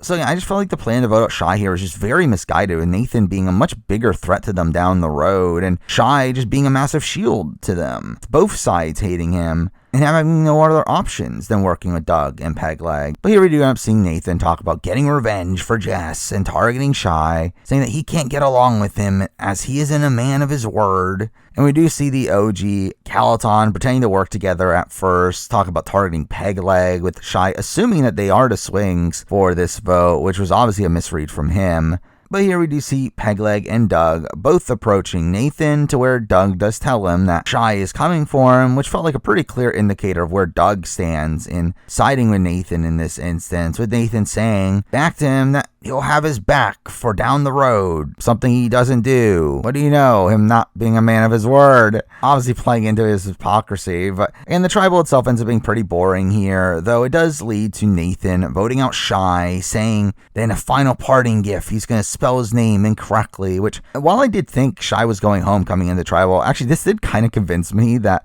it was going to be the opposite, where, again, this felt like something you would say on your way out, though no, Shy still ends up being blindsided here in a 3-2 vote, with even him saying that for Doug and Pegleg that this was a massive mistake for their games, as he would have been loyal to them down the road. So while a pretty fun result here, I do think it was overall a pretty bad move gameplay wise. But with that, we lose Shy, who I just find to be such a strange figure on this season. I mean, he's someone that was pretty much on the bottom from the very beginning, yet despite that, he really ends up crawling his way all the way to the end of the pre-merge in a spot where he's largely kept around due to challenge strength, which is funny considering that he is one of the biggest fans on the season. Through that, you would think he would have this mantra that Ren had of wanting to play the game strategically and kind of make sure that those are the values that Survivor UK really prides itself on, but felt like Shy was never really given the opportunity to do that. It felt like people just hated him from the start, and to be fair, I mean, some of that might be because he was trying to play the game strategically from the very beginning, but I think Shy was probably just someone that was playing probably a little bit too hard for this cast early on, and while that's obviously a failing and him not recognizing that, I do feel like he's someone that probably could fit in better with a more recent cast. And again, I think he made a pretty impressive move after the merge and flipping against Jess, and I think it was something that, again, had Pegleg and Doug not been instantly against him to begin with, I think it is something that could have helped him in the long term, though obviously it really doesn't here, and because of that, I don't feel like we ever got to really see the true potential that Shy had in the game. But now for episode 9, which ends up being the merge episode, and a pretty strong one in that, with some pretty great content revolving around the downfall of Lee, and it instantly feeling opposed to the tribal lines that dictated the merge votes in the previous UK seasons, ends up really kickstarting this post-merge with a bang, to where it really ends up being a pretty insanely good post-merge, better than any right that the reboot of Survivor UK has any right to be. Before the merge, we do get some content on the original tribes, most of it being pretty superfluous, with us getting to see Doug and Pegleg talking about now running Calaton, and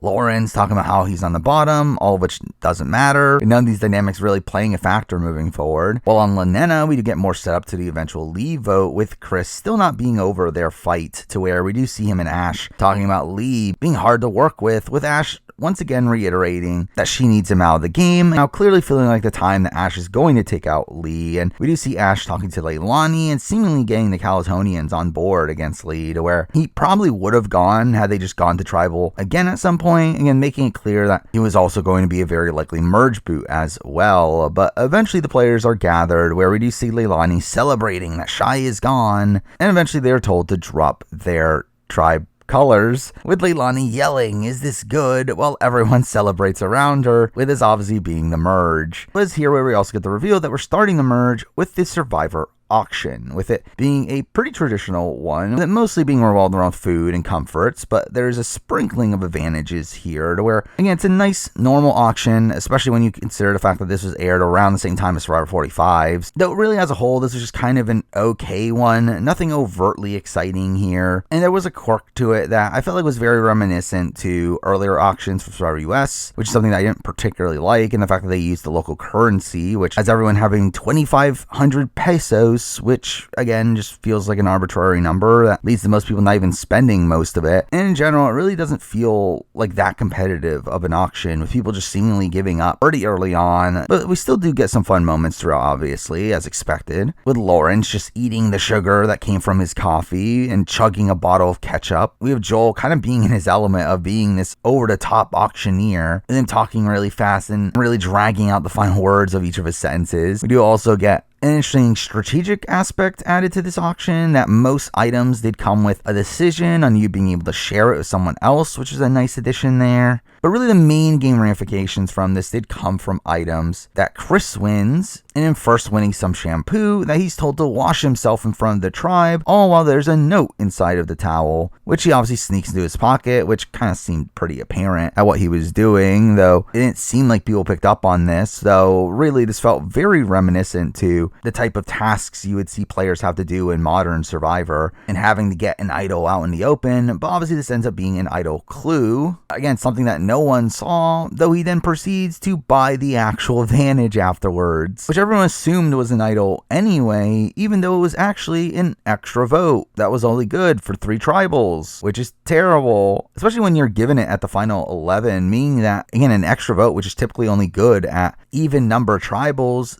that there's literally only one even number tribal in those 3 tribals you're able to use it at. So again, this made this entirely pointless, and really I don't get why Chris just didn't tell everybody about his extra vote, especially considering by the time he used it, he does tell a good chunk of the tribe, and you would think that this would throw off the suspicion of people thinking that you have an idol, which again, the thought of him having an idol did seem to put a massive target on his back. Anyway, we do return to camp, where the tribes here are divided 6-5, with Lynetta having a tiny majority, though again, it felt pretty apparent that it wasn't going to hold, where we do spend a lot of time setting up the Calotons as this group that's going to hold together, with us seeing Nathan instantly regrouping with the others, to which Leilani asks him about the Jess vote, to which he ends up saying, okay, I can still love you, when hearing that he wasn't involved, which is strange considering, from what I understand, I mean, she also was still very close to Lauren. So again, it just really feels like she hated Shy. But again, they do come off as a pretty solid voting block that it should have been targeted by the Lenennas here, only for us to see Lee and Pegleg instantly voice their doubts about Ash and Chris. Oh, Ash and Chris talk about how much they need Lee to go, which again is completely destructive to their games. To where again, I get where Chris and Ash are coming from, but I do think by doing it so early, they're giving the Calotons just so much leverage to overpower them in the following votes, especially when here we do see Lee at first actually being wanting to go Calaton strong. We see him trusting in Chris. Obviously because he's a guy, but is targeting Leilani and Tanuke instead of one of their own, with him stating that real people will prosper and he has real people in his alliance, which is a ridiculous comment. It also did feel like a mix of irony and also foreshadowing for down the road. But again, here we do end up seeing a lot of focus on the Chris and Ash relationship, with Chris telling her about his advantages, and we see them going on an idol hunt together, to where almost instantly Ash ends up finding the idol that proceeds to immediately hand it over to Chris, which, while I do think this is the right call in this situation, as why risk your relationship with Chris over this, it is funny this essentially ends up costing her the game, with her essentially being idled out by Chris's idol. But coming into the immunity challenge, it is essentially set up that Lee is gone if he doesn't win the challenge, and it does end up being a pretty iconic immunity challenge here, where you have to bounce the vase on the beam, which you have to bounce using your foot, to which Nathan drops instantly here, which I do believe he claims that he was throwing challenges in the early merge, which, I mean, he never particularly does that well at them moving forward, but if he is throwing this here, again, this was probably like too apparent of a throw, but Lee does make it pretty far into the challenge, only to drop when they're down to 4 people left, to which immediately after Lee drops, we see Tanuke and Leilani throw the challenge to Doug. For some reason, don't know why they did that, don't know why Doug wanted to win that bad, to where he proposed this deal, but also don't understand why Tanuke and Leilani went through with it, considering Doug's not even in their core group. So I guess they were trying to build trust with him, but he's never really someone that they're going to work with long term. So again, all this just felt very strange. But at this point, again, the Lee vote was pretty locked in, though we do get a lot of intrigue on the way to the eventual vote, where while there were enough votes guaranteed against Lee here, we do still proceed to see the other Lenennas being told about this plan, with Chris telling Doug about Lee going and him seemingly being on board at first here, which does switch by a time of tribal, and it should, as again, for him, he should be keeping Lee around, as Lee is seemingly loyal to Doug and is a shield for him. And I do think it shows a major failing in Doug's game, and that while he was playing a pretty impressive early game, he was able to put himself in a very impressive position, seemingly due to his really strong social ability. He obviously very much lacked the agency to really maintain that position and utilize that position strategically to maneuver through the game, where considering his position, Doug should have been able to wrangle Chris and Ash back together together for at least a single vote. So we're considering Doug is at the top of the Lena power structure. He should be trying to keep that power structure together, but instead he just simply doesn't do much to save Lee here. Considering his plan in the next round as well, it really just feels like he kind of gives up his game in a spot where he had everything set up for him to run the game. But finally, we get some content from Matt, which ends up really kickstarting his game in the post-merge here, with him getting some credit for the eventual Lee vote off, with him talking about needing him out due to challenges. Though at the same time, he does end up telling this to Hannah, which ends up proving to be a bit of a mistake here, as we do hear Ashley talking about being worried that the plan will get back to Lee, as she says that that'll cause her to go home if that happens. And what do you know? We end up seeing Hannah tell Lee about the plan, which is where the episode really pops off, where Lee, as if it were prophecy, is obviously upset at Chris and Ash for double-crossing him, and now plans on blindsiding Ashley by trying to swing over Matt and Lawrence, which, again, Matt in particular was never flipping here, so the plan doesn't go through. But we do see a lot of campaigning here, and we do get a lot of setup for ends up being a pretty explosive tribal, with Lee saying that he's not gonna hold back and will speak his mind and be a real one, while the fake ones are gonna stay fake. All while we have Ash talking about having to stand up for herself, again, making it very clear there was going to be a pretty combative tribal. And again, it ends up being a pretty strong one here, where Lee calls out Ashley and Chris, calling Ash Airhead Barbie and Chris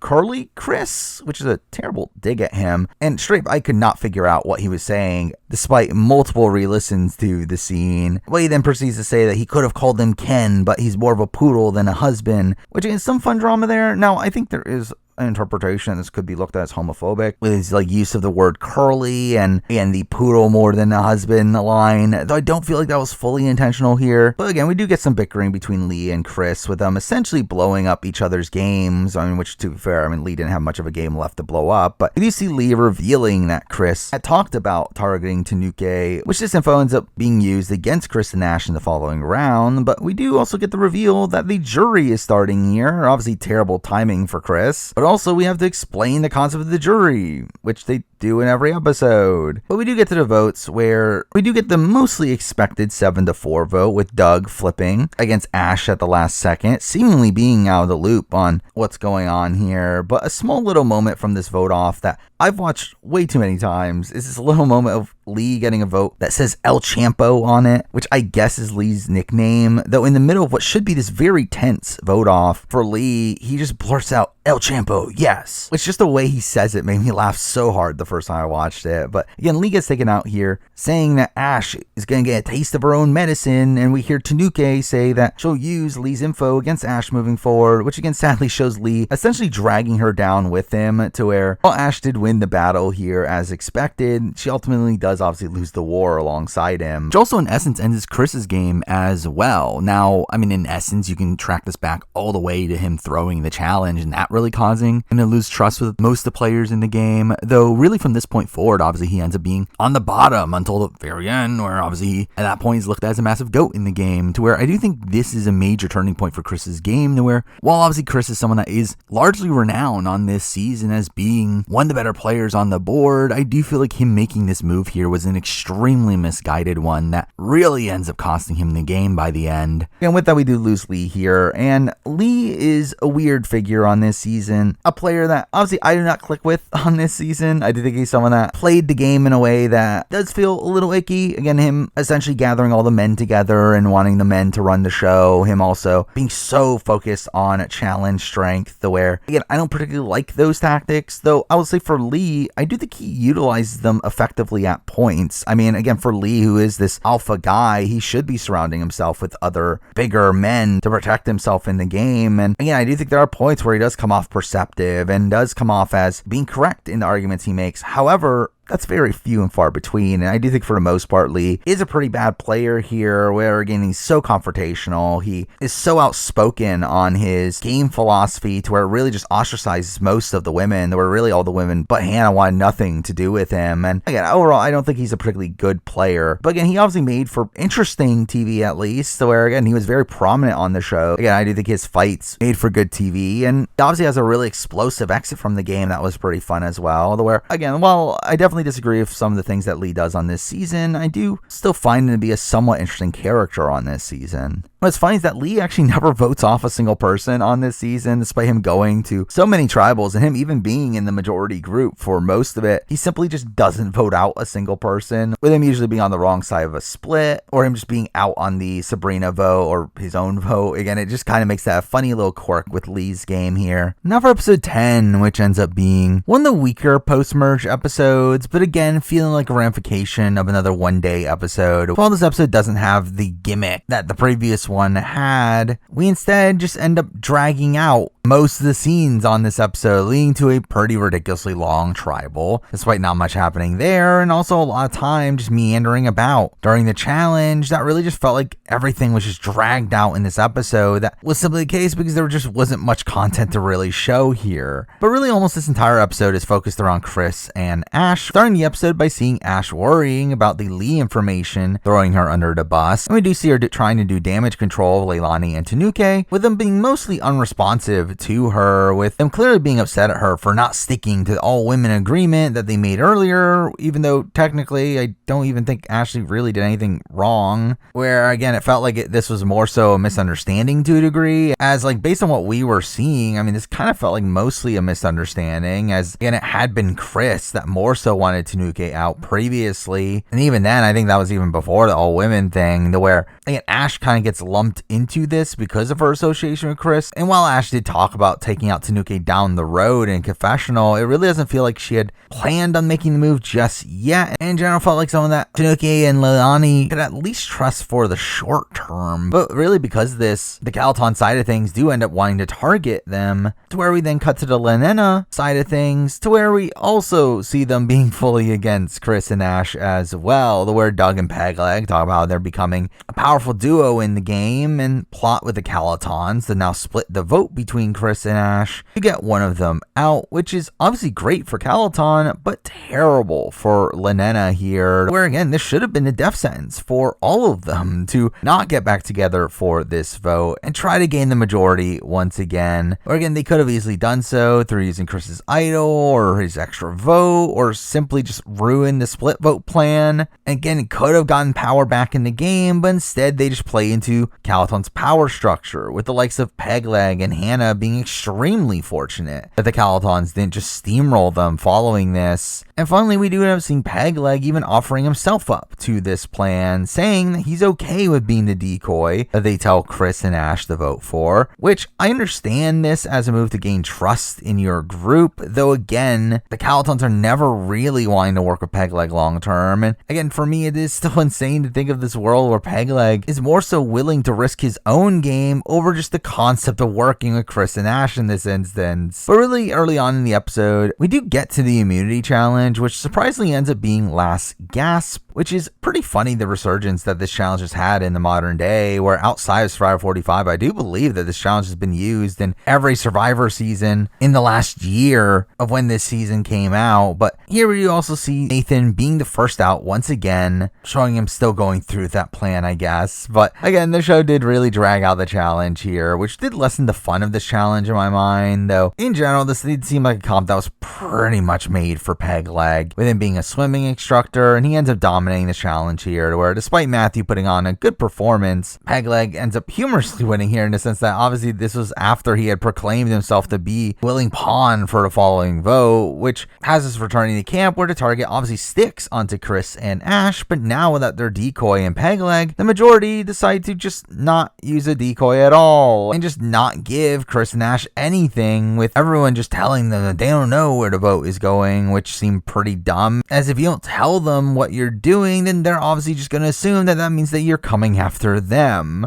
And again, they clearly end up recognizing this, to where they do end up obviously getting alerted to the fact that they need to play their idol, which I mean, obviously the majority had already planned for, though considering the fact that we do see Tanuki clearly wanting Chris out way more than she wanted Ash out. They're looking at Ash as someone that she could potentially work with down the road, and also with their assumption that Chris had an idol, this obviously just increases the chances that Chris is going to play the idol for himself, to which obviously Ash would get taken out just due to the split, which I do think if you're Tanuki in particular, you should be trying to avoid this situation from happening. But again, we do end up seeing a lot of Chris and Ash's campaign, which is pretty ineffective, though they did seem to initially have the right idea here, wanting to get the Lenenas back together and plan on targeting Nathan, seemingly because his plan to make himself not come off as a threat did really nothing for him here, where they still want to target him due to being a physical threat. Though here we do also see Doug being lumped into this conversation, being talked about in a similar light, with Ash now specifically campaigning against those two, which the targeting of Doug here from her perspective is probably not ideal, as obviously he's a person that you need as a number moving forward. Now I get the fact that Doug is pretty much out on Ash at this point in the game anyway, but still, considering that was one of your few lifelines in the game, I do feel like that was a bit misguided to actually openly campaign for him here. But either way, this campaign actually does seem to somewhat work on Matthew. Again, not to switch up the vote, at least getting him to look at Doug as a much bigger threat in the game, and this has ended up leading to him targeting Doug in the following round, which it wasn't necessarily good for Ash or Chris's games. So yeah, I wouldn't give her much credit for sowing this seed in Matthew's brain, but with that, it really ends up kickstarting Matthew's role in the game, and then playing a pretty major factor, him supposedly being the person to initiate the Doug vote in the following round. But again, coming into the tribal, the only real suspense here was how Chris was going to play his idol, and again, the tribal itself is just pretty boring here, with it feeling extended just due to a lack of content elsewhere. But unsurprisingly, Chris ends up playing the idol for himself, though I do question why he didn't play his extra vote here, considering this was the only even number tribal it was eligible for, and considering how even if their plan had gone through, they still would have only been able to tie the vote unless they really thought they had Matt on board, which would feel pretty insane here. So again, you'd think that this would be a time to use it, but he obviously doesn't, and the split vote goes through as expected, Ashley getting taken out from the remainder of the votes, to which in that moment we then get to hear from Lee speaking from the jury for some reason, saying that his hitmen are doing the work for him and people know real from fake. And it's like, who's allowing him to speak here? I mean, obviously this shouldn't be allowed, and obviously this is also the first time in the reboot series where someone is on the jury. Lee himself knew nothing about Survivor, so it would not shock me if he didn't know that he wasn't allowed to speak. But again, this is something that they definitely should have prepared for. But either way, we obviously lose Ashley here, who I thought was a pretty interesting player by the end of it. I mean, she is someone that obviously starts the game in a pretty low spot, being looked at as a physical liability, and has this like vendetta against Lee, where again she obviously blindsides Lee by the end, only been taken out herself. But it did feel like she had some decent groundwork through a lot of the season, where again, like initially she was safe in those first few rounds simply because she had a really good relationship with like the likes of Chris, and had the alliance with like Doug and Ren, and again, it seemed like she was a pretty active player earlier on. And then post merge, again, she does start to work with the Calaton. She builds this relationship with Leilani and Tanuki that allows her to flip the vote on Chris. And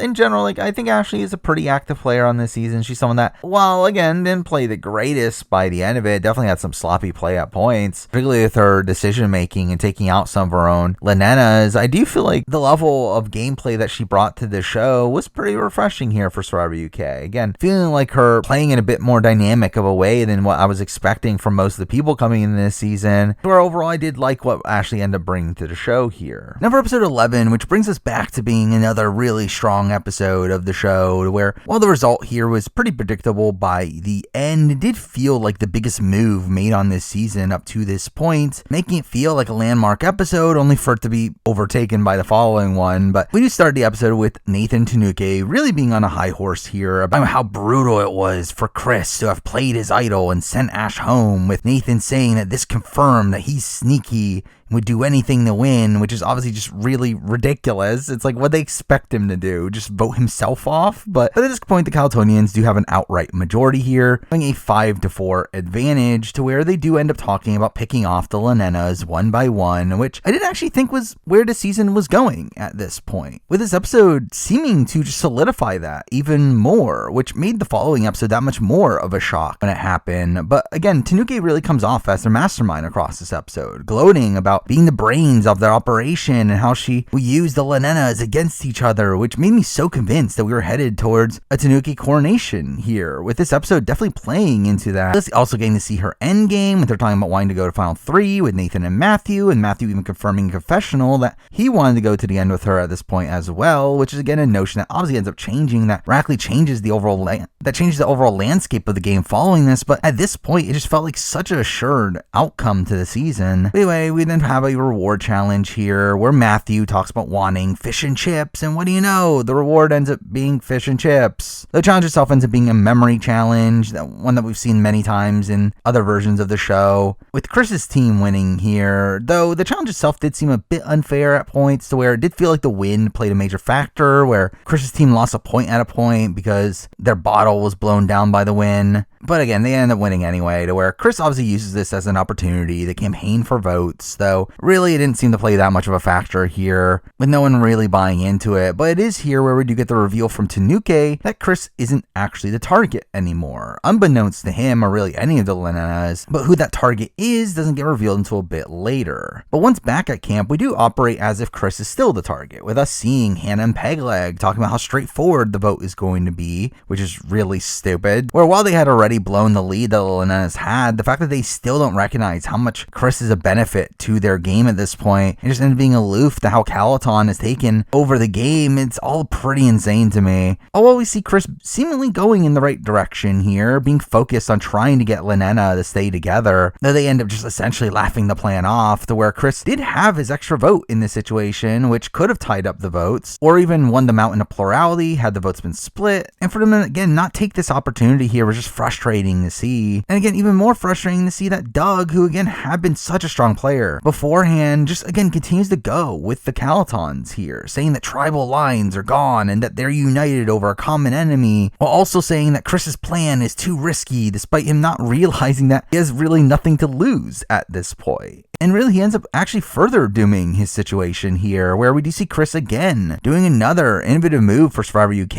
and pretending to have a fake idol, only for him to tell this plan to Doug, who instantly ends up ratting him out. Which, I mean, to be fair, I do feel like the notion of Chris having an idol is obviously not good for Doug, as that would obviously incentivize the Calatons to split the vote potentially onto him. Though again, the fact that that was even a worry to begin with should make it very clear that Doug should not be sticking with this group at all. And what's funny is that they were already actually voting for him at this point anyway, and we do see Chris trying to go through that plan, only to see shots of like Hannah and Pegleg laughing him in the background, which all this was pretty bad looks for really everyone involved in this situation. But a strange aspect of all this is that despite again Chris being pointed in the right direction of going after Calaton, something I don't agree with is the person he decides to target, that being Leilani for some reason, where I mean clearly they did have some personality clashes at points, but we do hear him talk about how Leilani is playing dumb and knows more about the game than she acts, which, does she? Again, I really feel like Chris is giving her way too much credit here, and that makes his targeting of Leilani over the likes of, again, Tanuke or Nathan just kind of ridiculous. But again, we do get the reveal of the real plan right before the immunity challenge, with us seeing Tanuke talking to Nathan and telling him that they should actually go and vote for Doug, while lying to the Lenenas that they're voting for Chris. Again, a type of blindside that we commonly see in the modern day, a strat that's typically effective in splitting up the minority group by having them go after each other while you take out the most insulated player in that group. Again, a very impressive play to see executed, which again, on the show, Tanuke gets all the credit for this move, which is strange considering we've learned post-show that actually Matthew was the one to actually create this plan, which is again strange that they wouldn't highlight this from the person who ends up winning the season. Or you would think this is the type of thing that they would use to really emphasize why this person should win, as again seemingly again it was his plan to target Doug, and Doug even credits him in the finale for taking him out of the game. And it's also something that is so integral to Matthew's game, where making this move does keep Chris in the game, who obviously becomes a very important number for him down the road. And it is also in this episode where we do get the establishment of their relationship, which obviously ends up being one that ends up running the end game beyond this. So while we get that, again, I do find it strange how we never get to hear Matthew talk about how this move benefits him in the game, at least in this episode, when the actual move actually happens. But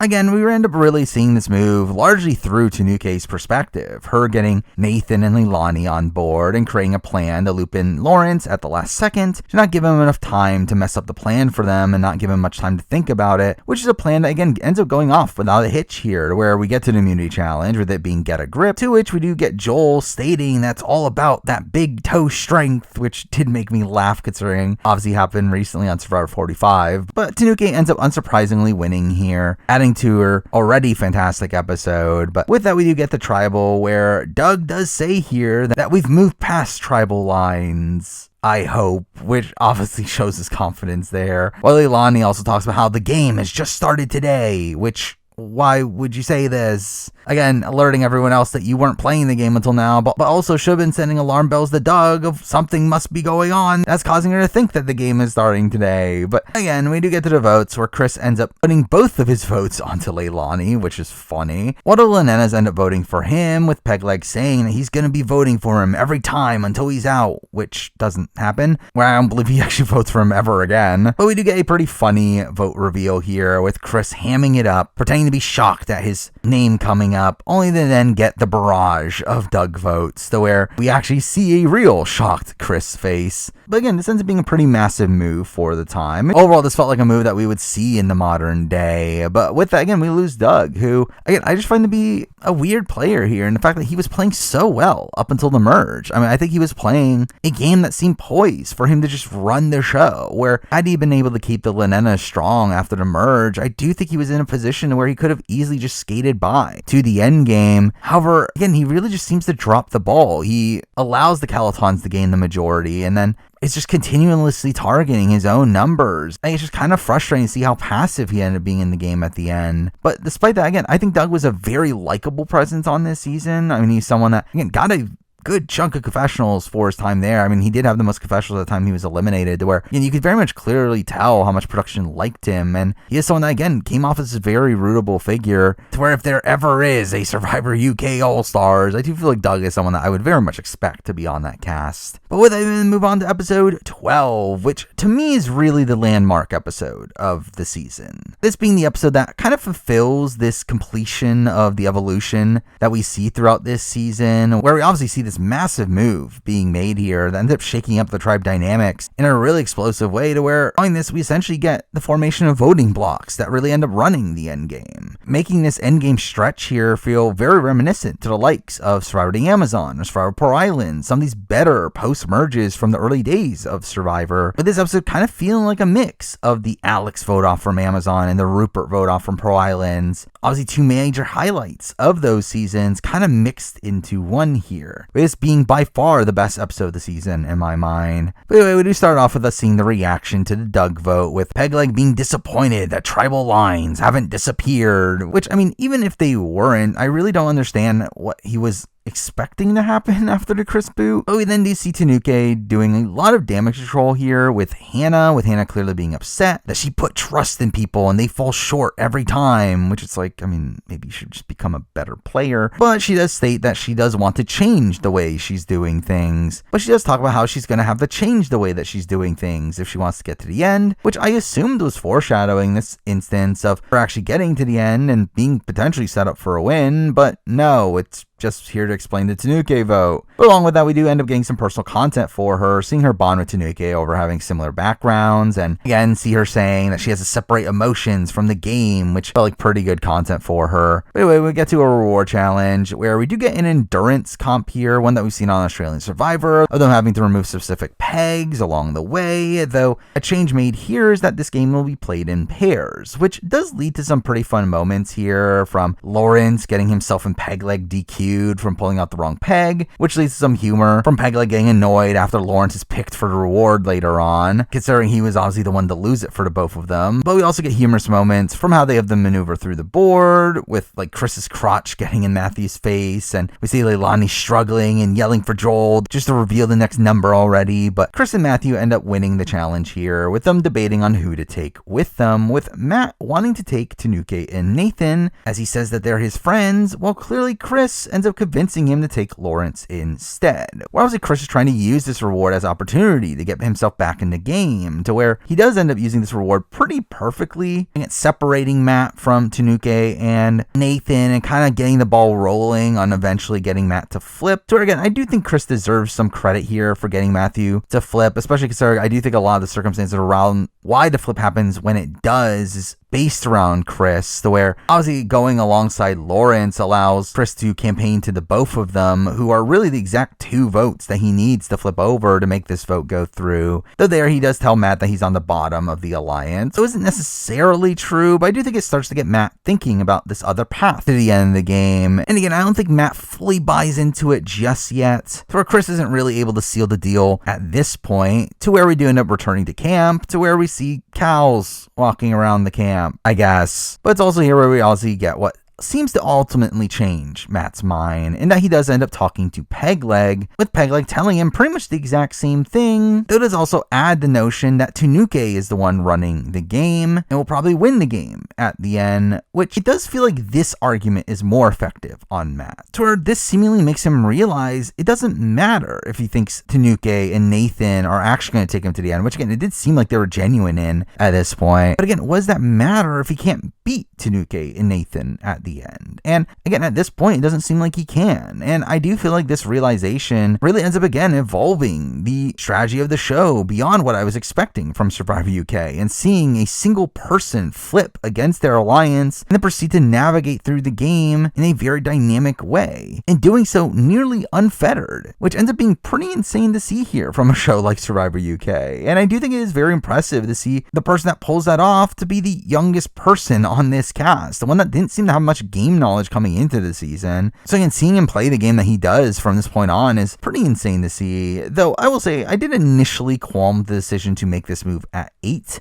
Now, not majorly, as again, I do think the ideal time would be 7 instead, though realistically, I do think a major reason why, again, he has to make the move at 8 in particular here is, again, because of Chris. As moving forward without Tanuke and Nathan, Matt is in a position where he very much needs Chris in the game, both as a target ahead of him, but also as a very solid ally. To where, due to the fact that Chris was the target for this round and would have gone home had he not flipped here, it really does end up forcing his hand to make this move now, or else it would be solely reliant on the likes of a Hannah or a Pegleg after flipping, who he simply just did not have as much of a connection with. And considering Lawrence's later wishy-washiness, again, who knows if he would have actually gone through flipping the following round anyway, to where, again, I do think at the end of the day, this is the right time to make the move, just because simply it's just unreliable on trying to make the move at any point beyond this. Again, you can't wait until the very end, as again, Lawrence is wishy-washy, Leilani's definitely not flipping, so you definitely need to make the move earlier than that, where I think he at the end of the day ends up picking the right time to do it here. And again, it's essentially a move that ends up being a game-winning one for Maddie here.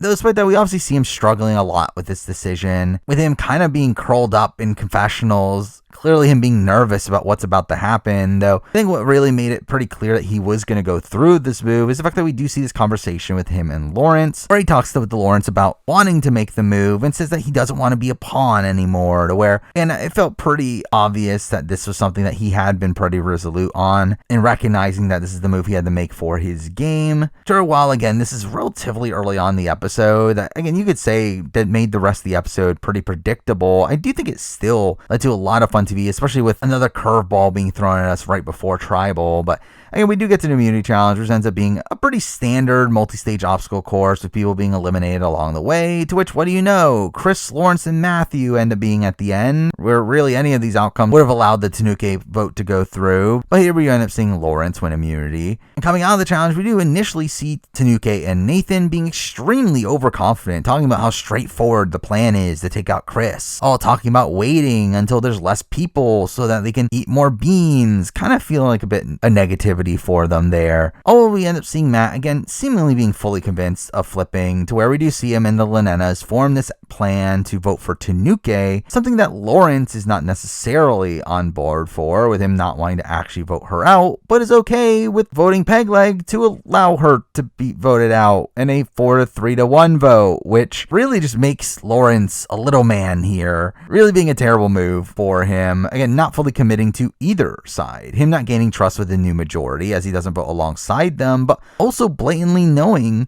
that this plan is happening to where he doesn't do anything to stop this plan from happening, which makes the minority feel like he betrayed them as well. I mean, essentially pulling off again the coach from Heroes vs. Villains, betraying Boston Rob, but claiming not to simply because he didn't vote for him despite he knew it was going to happen. But somehow, Lawrence actually does it even worse here, as we do see him later proceed to tell Tanuki that she's in danger. Again, further burning relationships with the new majority of him really upsetting the plan and allowing Tanuki to campaign for herself, while also again upsetting Tanuki even more, this even emphasizing even more how much he went out of his way to not save her, with it being clear that he knew about this plan way before it happened. And even then, he doesn't even tell her the whole truth. In this instance, telling her that the Linenas are against her, but not telling her about Matthew's flip here either, which again just felt all entirely ridiculous, that he actually thought he was gaining any credibility through making this move, when really all it does is just increase the potential of this plan not going through. Also just further burning relationships in the process. Though in itself, again, did make for some pretty good suspense towards the end of the episode, where, again, while I never thought the plan wasn't going to go through, I do feel like it definitely added a wrinkle here that made you think it could potentially not go through. But with that, we then get to Tribal, where we do see Chris picking fights here with Tanuki and Nate, to where, again, it did lead to some decent drama, though probably not great for his jury prospects. But eventually we get to the biggest vote of the season, where obviously we get this massive Tanuki blindside, to where we get these great reactions from the jury. We also say Tanuki herself being really confused over what happened, seeming to not even figure out what happened until the following Tribal, which really just shows you how well Matt played her in this instance. Though again, also puts him in a position to gain the jury vote of many others. But really in general, this was also a massive viewer blindside, where again, for me, I just thought Tanuki was clearly going to win this season coming into this episode, to where for me, she was like the number one contender by a lot. It really just felt like the season was on this track to be this Tanuki coronation, and for that to just be completely upheld pretty much right away, again, was pretty shocking to me, especially considering, again, Tanuki's bio was one that, again, felt very spoilery in the fact that she talked about how she killed it while out there, and it very much implied that she was going to win the season too. For obviously it does make sense now knowing how her game played out, but I think that made this result here even more shocking, to where I really felt like the path was really just laid out for her just to completely steamroll this season. But with that, I mean, let's talk about Tanuki herself, who again I think was a really interesting player on this season, one that again really seemed to be in this dominant position for a lot of the season. For while I definitely disagree with certain moves she made and how she approached the game at points, I do feel like she's someone that again seemed poised to run the game. Or had Matthew not flipped on her, it did feel like she had a very clear path to the final three in a situation where the jury seemingly really respected her, to where again I do think Tanuki was obviously a massive threat in the game that kind of had to be sniped out of the game around this point, and if that happened, she would probably would have just steamrolled. Along with that, again, she was obviously interesting TV. Probably one of the better characters of the bunch. Now, still not a massive, like, landmark character in comparison to, like, the US series or even Australia, but I still think she made for decent enough TV, having some fun confessionals at points, being this interesting leader for the Calaton Alliance. And, well, again, I do think at the end of the day now, I can kind of see her game being a little bit more rocky, with certain decisions not really playing out optimally for her. I still think she does come out of this being one of the better players on the board, and another one that I would largely expect to see again if we ever do get some sort of returnees on Survivor UK. Now for episode 13, which ends up being another great episode with numerous twists and turns, and ends up having one of the funniest situations I've ever seen on Survivor that really just works out beautifully.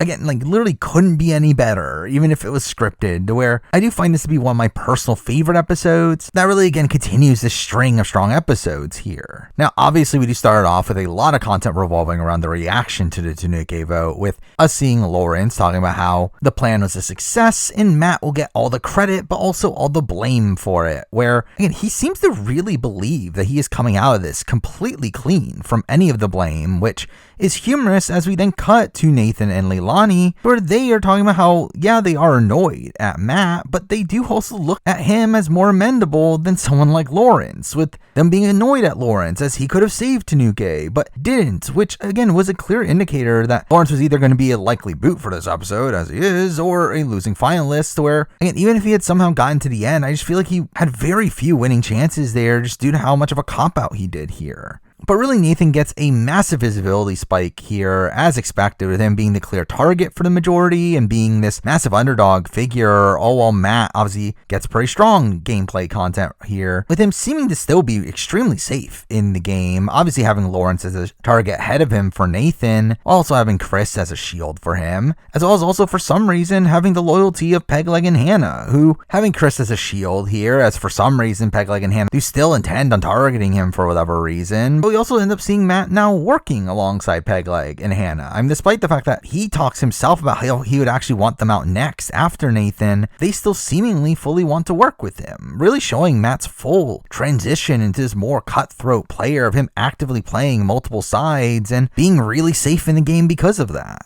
Anyway, we then cut to the following morning where the players see a lobster trap at the end of the beach, which is essentially Survivor UK's version of the bird cage. It clearly having an idol inside, and the players must now have to find a key. And feeling pretty funny here that an old school feeling season like this is taking a mechanic from the most recent Survivor US season at the time. But again, this plays out pretty much as perfectly as it could have. And again, even better than how it played out in the US. But we do start all off with everyone going to check out the cage outside of Pegleg, who funnily is more interested in getting a fire started, which again just shows you his priorities. But this does lead to an open idol hunt here for really the only time this season, where we do get a lot of focus on Chris and Nathan, with the two of them being the ones who need the idol the most and are directly coming for each other. But we do end up seeing Matt and Chris searching together, again clearly becoming a duo at this point in the game, to where they do end up finding it together, with Chris having the key, though Matt ends up proposing a plan in this instance of having Chris give him the key so that he can be the one to take the idol, with him being able to do so inconspicuously, unlike Chris would be able to, which again Chris ends up going along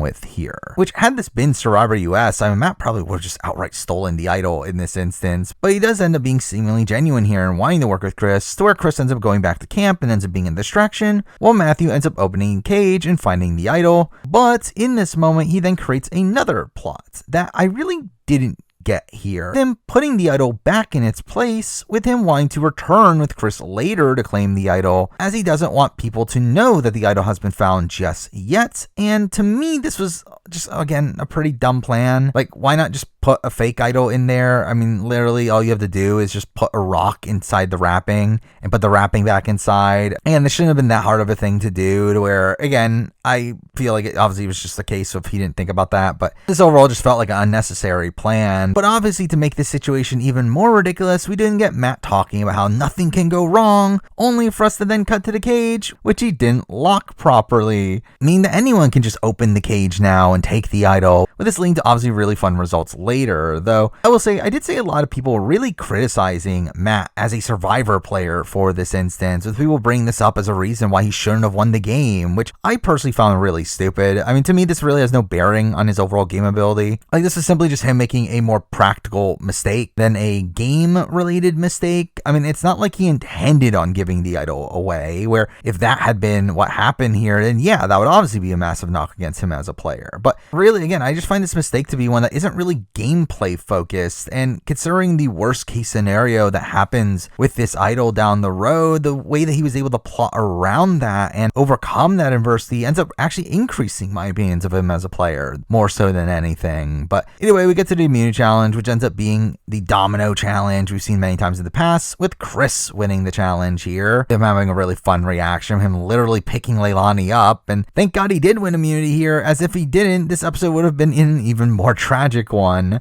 As we do see the players returning to camp, where we obviously get the culmination of this idol storyline, which was, again, so glorious for it to work out this way, with us seeing that Nathan is now even more so the consensus target, with Chris having immunity, and Nathan, knowing that he's screwed, obviously decides to go hunting for the idol, deciding to go back to the cage initially, only to obviously find it open and obtaining the idol there, which again is so funny how this all plays out for the two biggest targets in this round to now have immunity, for Matthew and Chris to have accidentally given Nathan that immunity. Again, ruining all their plans because Matt just couldn't lock a cage correctly, to where even the way that this information ends up spreading to the others ends up being really funny here, to where we do see Nathan, and was probably suboptimal play here, deciding to tell Lawrence and Hannah about his idol, which in essence is him telling pretty much everybody about his idol, which I mean did feel unnecessary, though again Nathan did claim that they had saw him find the idol, which if that's the case then obviously I guess it justifies it a bit more. But anyway, again, if I were Nathan, I would want this to obviously be a secret for you to be able to cast the sole vote to eliminate and get out anyone that he wanted. By letting everyone know, this obviously ends up alerting everyone to the fact that he has an idol, to where we obviously see them ending up playing around that.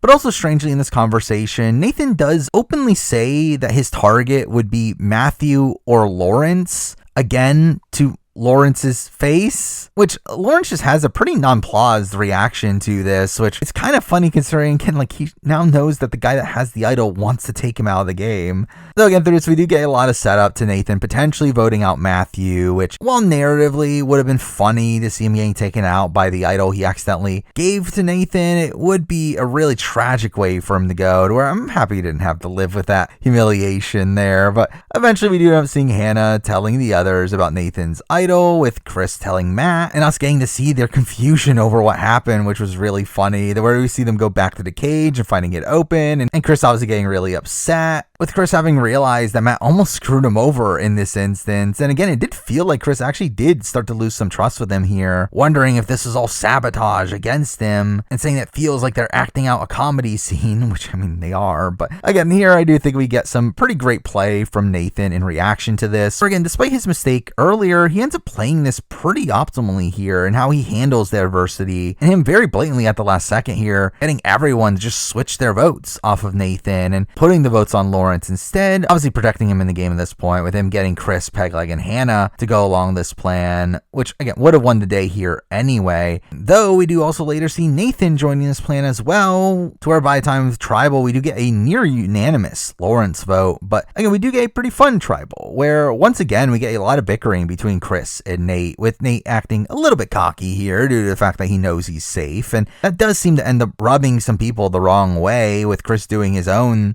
thing that people didn't respond that positively to either. But again, I did find this rivalry, particularly their constant arguments at Tribal, to be pretty fun. But again, we do get to the vote where almost everyone ends up voting for Lawrence as a reaction to Nathan's idol, with Leilani burning her vote on Pegleg, while even Lawrence himself doesn't go through with the Nathan vote and instead attempts to split the vote onto Hannah, in a position where they clearly try to fake you out and thinking that he voted for Matthew. But and it doesn't matter here, as he gets voted out anyway, though we do end up still seeing Nathan play his idol here, despite the fact that actually he gets no votes in this instance, where obviously it would have been ideal if he had kept it, though I personally don't blame him for playing it in this instance, considering just how hectic the last second scramble was. And again, there's still obviously the worry that they would split the vote onto him. Either way, we do end up losing Lawrence here, who was a pretty fun character throughout the season. It had some pretty witty one-liners at points, had some good confessionals, and again, did seem to play the game strategically. Now again, did he play it well? No. I do think he played a pretty misguided game, especially in the post-merge, though again, I think there are points where he played decently. Again, I think the swap was a spot where he played pretty well. I think his alliance with Shy was pretty good.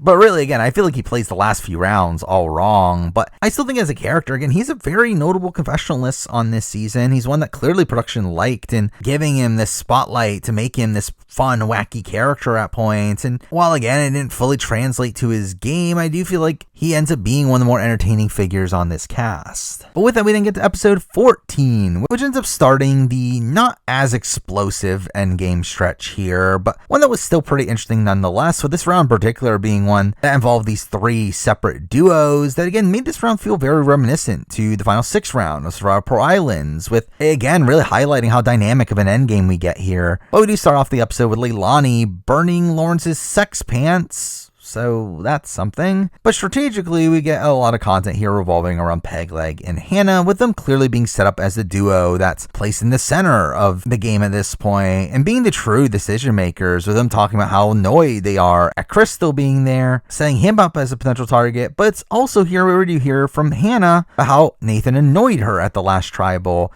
and showed his true colors and now potentially wants him out, with the two obviously being the big targets once again here. But really all this felt like a pretty dumb reason to want Nathan out, as I do think for Hannah and Pegleg especially, I would very much lean towards taking a shot at Matthew and Chris in this instance, as I do think they are much more dangerous as a duo together at this point than Nathan and Leilani, with again Matthew in particular being a great target for them, as there's no way Chris and Nathan are going to end up working together in the following round, and it still leaves probably the two biggest goats left on the board in Chris and Leilani for someone like Hannah in particular to potentially get to the end with, while again adding more shields for Pegleg in the game that could help him navigate to the very end, where again, like to me, just felt like a massive misstep for both of them to end up wanting to take out Nathan here, something I think particularly costs Hannah the game moving forward. But eventually we do get to a reward challenge, being the return of the Mud Challenge, a challenge that is simply not used enough in Global Survivor. And as expected, we do have Chris really hamming it up here as he like belly flops into the mud, and we have the editing here being really OTT and then playing this like orchestral music and us getting these slow-mo shots as they jump in. But Chris ends up winning the challenge here and ends up picking Pegleg and Hannah to come with him, despite Leilani openly begging him to pick her, which was funny to see him just outright turn her down in that instance. But and clearly Chris is trying to use this to pull in Pegleg and Hannah, a move that was extremely obvious to everyone here, to where even Pegleg and Hannah talk about it that way, but still a move that we see people make the mistake of not taking the swing votes on the rewards, to where again you would think this would be an obvious play, though it's something that again some people just don't do. So again, I think you gotta give Chris some credit for making the optimal play here. But at the reward itself here, we do finally get the establishment of the Pegleg-Hannah relationship, which is funny that we're showing that they had an alliance since day 2. Again in episode 14 of the season. But anyway, we also get an immunity challenge where we do get a funny moment from Joel asking Chris how he enjoyed the reward, with Chris accidentally saying that it was an underestimate, which was funny. But the challenge itself ends up being a typical obstacle course with a puzzle at the end, which Chris ends up having a pretty massive lead through the majority of this challenge, though does struggle with the puzzle to where Pegleg wins it from behind, which this ends up being the last time that Chris is even vulnerable in the game.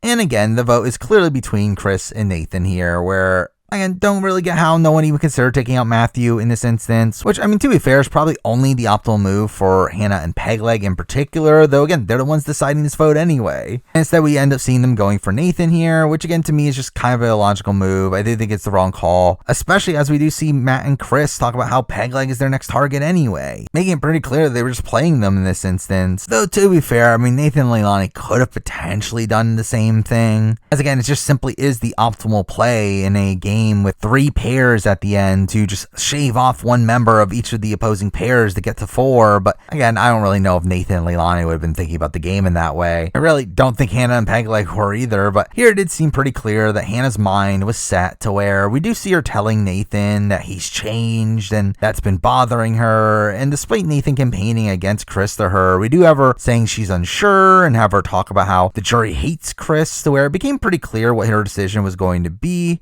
To where I do feel like this is the point where, despite this massive target that was on Chris's back, it did seem to turn around at this point to where everyone wanted to keep him around. Instead, due to how obvious of a goat he was at the end, where both Hannah and Pegleg clearly wanted to go to the end with him at this point, which that ends up obviously playing into his favor here, though also made it pretty clear that if he did somehow make it to the end, he still wasn't particularly likely to win a jury vote. For while there are instances where I do think he gets a number of votes, I do struggle with seeing him pull out the win, and if he does, it's by a very minor margin. So again, I think it makes a lot of sense why they wanted to keep Chris around in this instance, though again, the rest of the episode is pretty boring, where we get a pretty mundane tribal that culminates in a 4-2 Nathan vote. And Nathan is an interesting player on this season, where I do think he is one of the bigger players on this season. I do think he is playing hard at points, though again, seems to be on a bit of a high horse throughout a lot of it, with him really condemning strategy at points in his confessionals, though again,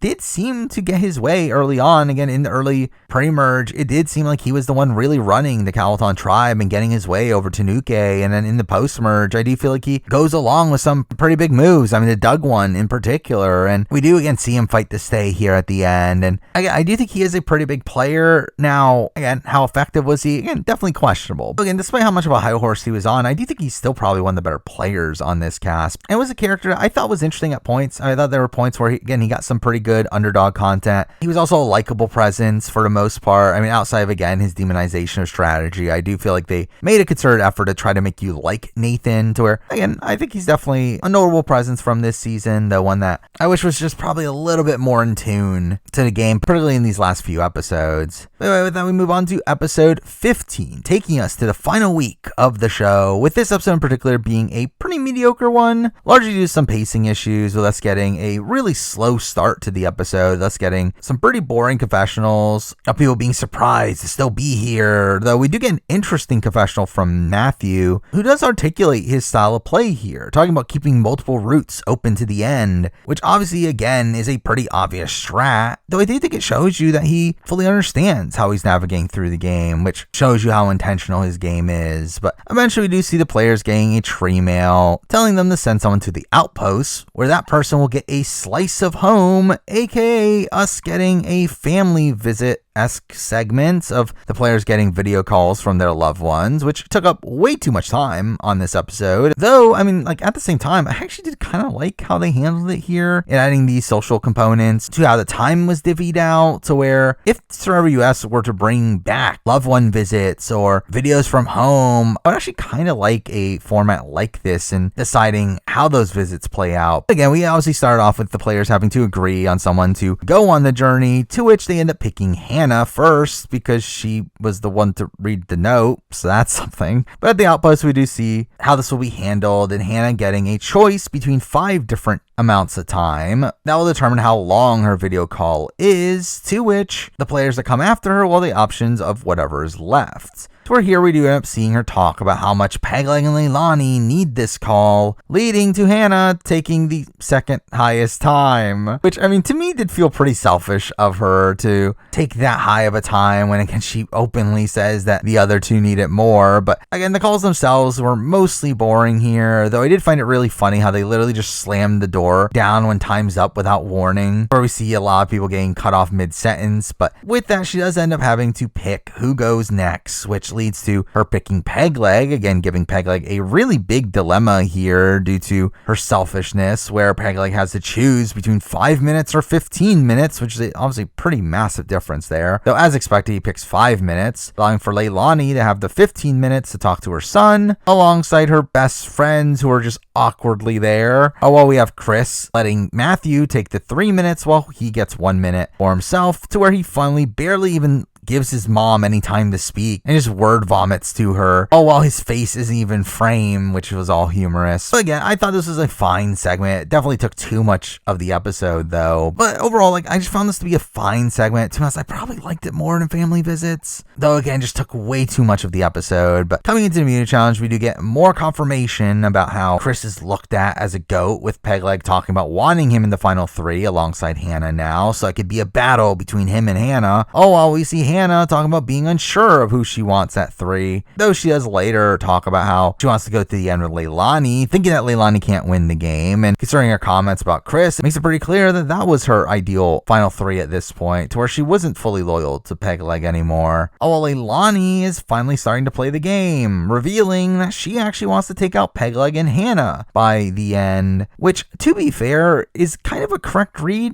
from her, in her thinking that Pegleg and Hannah are the biggest threats at this point, to where, again, I would say Leilani actually probably plays optimally from this point forward, though she really just had no real winner potential anyway. But it's at this point where we also do start to hear about Matt's jury prospects, with Leilani talking about how he doesn't look like much of a threat because of how he can't win due to him backstabbing Calaton, which she obviously ends up being wrong about. But it does seem like this perception of Matthew really did help him navigate through the end game here, with him seemingly having Leilani on his side due to Leilani's misread of his jury chances. But eventually we do get to the Immunity Challenge, which again is another challenge we see every now and then in the modern day, of having to solve a puzzle while having to manage a ball that's going down a track. And we do get a pretty interesting result here from it being really close between Chris and Hannah, with Hannah actually finishing first, though it has the top row incorrect, leading to some fun from Chris freaking out as he's about to win. As he has the puzzle solved, he just has to wait for his ball to finish going down the track to finish it up, though again, he ends up proceeding to win here.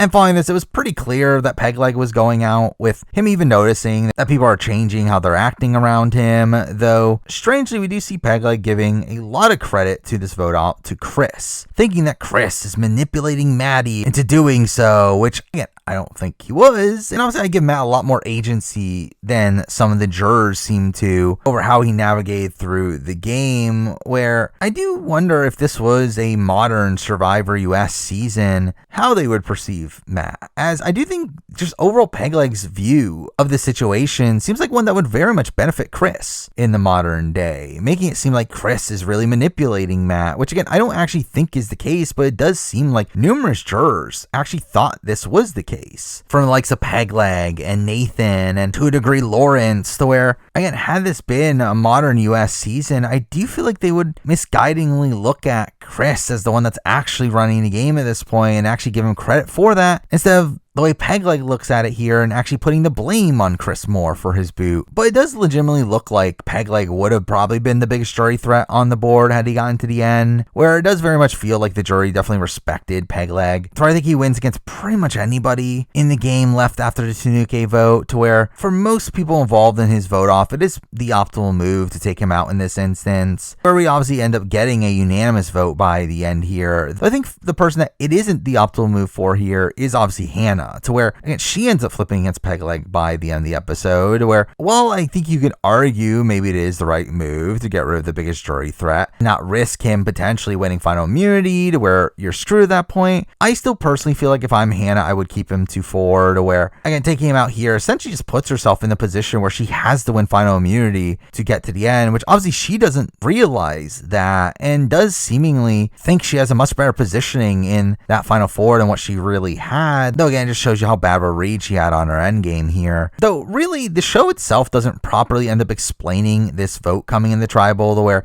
we see very few actual conversations between players on who to vote out, which did make this portion of the episode feel very rushed. And there really wasn't much suspense to get out of it anyway, outside of Chris mentioning the concept of cutting Matthew to get his jury vote, which would have been an interesting strategy to see here. And I do think it actually could have potentially gotten Chris more jury votes in certain situations, as I think he probably gets Matthew's vote, and without Matthew there, I think he could potentially get the likes of a Lawrence or a Doug, but again, I never felt like he was actually going to make that move, and didn't really feel like he had the numbers to actually get that move to go through even if he wanted to. But again, at tribal, it didn't really seem like there was much suspense here. It seemed like Pegleg himself even knew he was going out here, to where we get a 4-1 vote, with Matthew getting the only vote he gets all season here. But again, with that, we lose Pegleg, who again, I thought was a pretty likable presence for most of the season. I mean, while I definitely disagree with his strategy at many points of this season, again, I always felt like he came off as a very likable one. Again, it kind of reminded me of someone like a Tarzan from Australian Survivor, of this very honor-bound player that's kind of blindly loyal to his alliance and kind of naive in the game as a whole. Though obviously a difference here is the fact that I do think Pegleg probably wins the game if he gets to the end. Pegleg again did demonstrate some decent play at points. Again, I do think he played a decent role into getting Matt to flip at the Tanuke vote. I think he seemed to be pretty well positioned for a lot of the early game, despite there being just outright challenges that he would just not be able to perform in. That again, in a season that was so strength based, I do think the fact that he was able to overcome a potential target is, again, good on him. But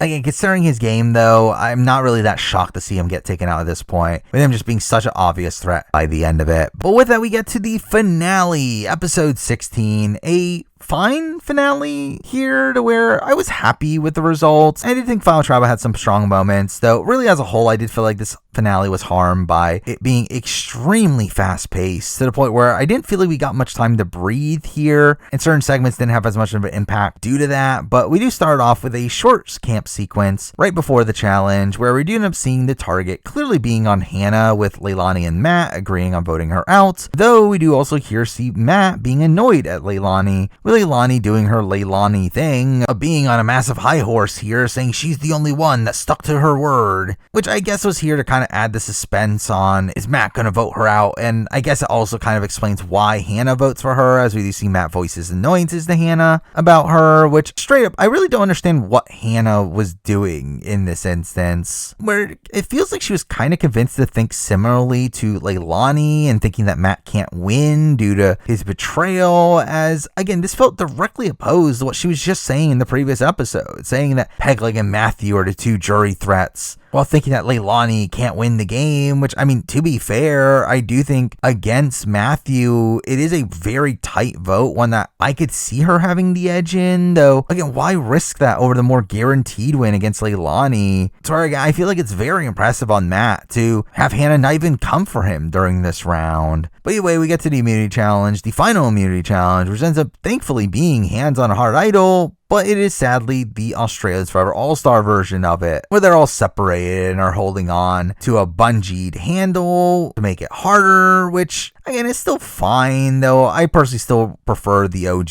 version of the challenge, making it more so a test of wills. Anyway, here we see the challenge lasting 5 hours, to where Matt and Hannah drop relatively early, which already meant that we were getting a pretty obvious Hannah vote off here, and again, it felt like they really yada yada most of the challenge here, to where, because that did feel like we had a bit less gravitas to it, but it does come down to Chris versus Leilani, with Chris getting a funny moment here of peeing his pants, though it does culminate in Leilani having a pretty hard fall at the end, to which medical has to come in and check up on her, though again, they even yada yada through that, but either way, Chris wins immunity. So here we get the reveal that due to the challenge going on for so long, they have no time to go back to camp and will immediately go to tribal with no time to deliberate, which was kind of lame, especially for the final vote of the season. Now, to be honest, I don't think it would have changed much, and in reality, it would have just wasted more time on the show, time that they didn't really have. But still, I think it kind of sucks for the players themselves to not really have the opportunity to give their true final pleas. But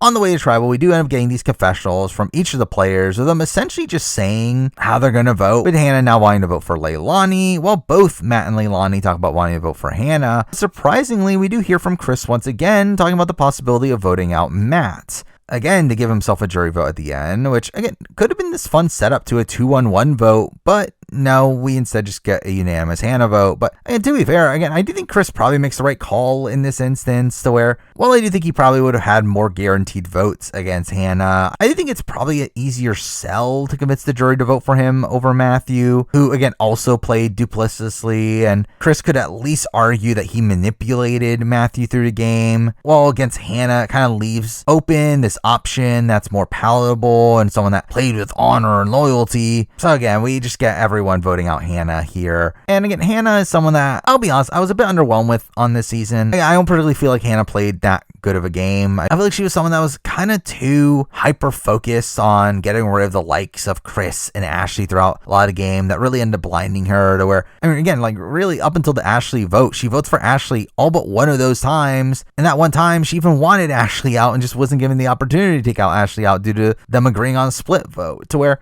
it really just shows her failings in getting anything really done throughout that portion of the game. And then obviously she's blindsided the Doug vote. The Tanuke vote, again, I'll give her like a little bit of credit for, I guess, but like I really feel like she's probably one of the least integral people to getting that vote to go through. And beyond that, again, I think she makes some pretty suboptimal plays, particularly in now trying to get to the end of Matthew, but also again voting out Pegleg probably around too early, to where I don't really agree with much of what she did strategically in this game, which I think is disappointing considering the fact that she was one of the few fans coming into this season. I mean, she's someone that had watched the show over quarantine and supposedly, again, had watched a lot of seasons, where again, I was fully expecting her to be a much better player here. And outside that, again, I thought she was also a boring character, where again, she simply didn't get much screen time on the show, and it's simply because it felt like she didn't really bring much to the table. She never really said anything that humorous. She didn't really bring much entertainment to the show, to where, again, I just all around was kind of underwhelmed by Hannah's run on this season, to where, you know, while she does get very close to the end in a position where, again, she probably can win the game if she got there, I just found the overall path there to be just kind of an underwhelming one. But beyond that, we obviously get the lead up to Final Tribal, where we do get the typical final day breakfast alongside a lot of wasted time and doing these mini game recaps, which normally I'll be whatever on, but here I did feel like it took away a lot of time that could have been spent on Final Tribal, to where actual Final Tribal itself did come off very rushed to me. So while it obviously ended up having some interesting moments, I didn't feel like many of the jurors really got their time to shine through how it was portrayed. Despite that, we do get some pretty interesting performances here, where we do get a lot of humor from Leilani's, who again does actually fight here, and I do actually respect how she talked about her game with such confidence, though again, it got to the point where it's pretty laughable at points, where we have the jury really ridiculing her as expected, with Nate calling her a player on the bench and should that be rewarded for the win. We have Lawrence asking her if she's a goat, with the term goat finally reaching the UK lexicon now, to which her answer to this was pretty funny, in her saying that lasting 5 hours in the final immunity challenge is not a goat, that's a badass bitch, when he asks her about her moves in the game. game, she literally just points to Matt and Chris saying, you're looking at two of them, which I guess she's taking credit for being the swing that got them there, along the fact that she is against two people that are directly opposed to the way that she plays the game. But again, when this is the only argument that she has for a win here, I just found all this really laughable. Again, it did seem like the deliberation was most so between Chris and Matt, with Matt having a pretty solid performance here. Nothing overtly special, but he was actually able to articulate his game decently well here, though he did face some hostility from Tanuke, who did seem pretty bitter here in talking about how their relationship was ingenuine, though Chris obviously faces a lot more heat, with him getting called out for being a liar by Pegleg, which I don't feel like he responded particularly well to, essentially blaming his lies on others there. I mean, he also gets into a fight with Lee, which I don't particularly blame him for, as Lee was just being kind of an idiot here and denying the fact that he made an all-guys alliance, even though he did. Though, again, for Chris, I do feel like this was just a bad look for him, have Lee be calling him out as a liar as well, and talking about how he doesn't have good morals. But I really feel like the main sticking point of this debate was on how actively Matt was playing the game. So we get numerous questions about asking if he was Chris's puppet all along, which is where I do think Chris really drops the ball here in not claiming that he was the mastermind all along, and instead allowing Matt to really just undercut him and talking about how he was actively playing the game, which, I mean, to be fair, again, I think is the actuality, but I think Chris really could have fought harder here to gain more credit for Matt's gameplay. And while I feel like this really sealed the deal, I don't feel like it actually would have mattered that much, as really the only people that seemed to truly care about this were people like Lawrence and Doug, who I think were leaning Matt anyway, and this fully cemented Matt's win here, and it being a 6-1 vote, with Tanuke voting for Leilani, while Ash ends up voting for Chris, and Doug in particular speaking very highly of him in his voting confessional, again giving him credit for his vote off, which again wasn't explained on the show. But through this, Matt ends up winning here, and ends up getting the winner's medallion, which was a ridiculous way to end the episode, as again we literally just see Joel putting this cheap looking medal around his neck. But again, to me, I did find this to be a pretty satisfying conclusion. Again, I know the discourse online was that a lot of people were very upset how Chris didn't win this. However, for me, I don't feel like Chris played a particularly good game. I mean, I feel like Chris is someone that was on the bottom throughout a lot of the post-merge because of his own mistakes. While I do feel like Matthew really exemplifies exactly what I personally want from a Survivor player, someone that was able to navigate the game through using his social bonds and make strategic moves at points, to where really I feel like Matthew kind of just exemplified what I wanted from a winner on this season.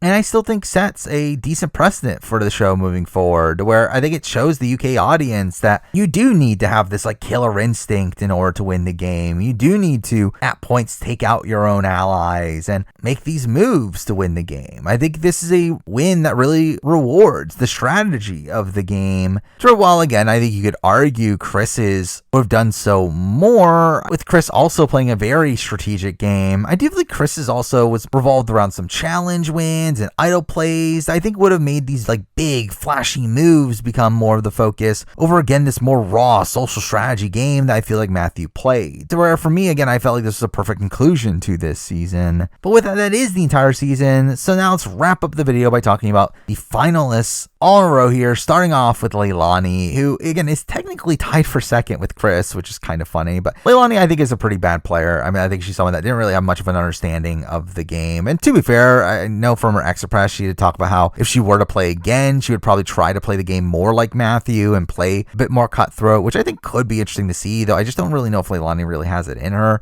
Through all, again, I do think she actually started to play okay in the final 2 rounds of the game. I think the rest of her game was just outright bad. I think it was her being kind of aloof to what was really going on, her only being looped in by the fact that she had the likes of Tanuke as a pretty close ally at a point, and even then again, would have been an early boot had it not been for the fact that she got saved by a non-limb twist. Now, I will say, as a character on the show, I did think she had some fun moments, though again, a lot of that came from the fact that she was so aloof in the game, and that she was so naive to what the game really was, to where while that did bring some interesting moments at points, I think it also led to some frustration of her just being on a massive high horse for a a lot of the season. To where, again, for me, I just did not find her to be the most riveting presence in the world, simply just due to me being kind of annoyed at her for a lot of the season, just due to how much she really demonized anyone that was trying to play the game. Then we get to the other runner-up in Christopher, and I think Chris ends up playing, obviously, a very flashy game here, one where he's on the bottom from pretty much the merge on, and plays a game where he needs to win challenges and use idols to get through the game, also, again, pulling off a very flashy move on flipping Matthew onto Nuke. Though, again, for what I personally want from a Survivor game, I do feel like Chris played a pretty mediocre one. If Chris had won this season, while it would have been a satisfying win from a storyline perspective, I do think from a gameplay front, I would look at it pretty similarly as someone like a Mike Holloway. To be honest, even worse than Mike Holloway, where at least Mike Holloway had, again, a lot of win equity, and even then had a lot of control early on in the game, something that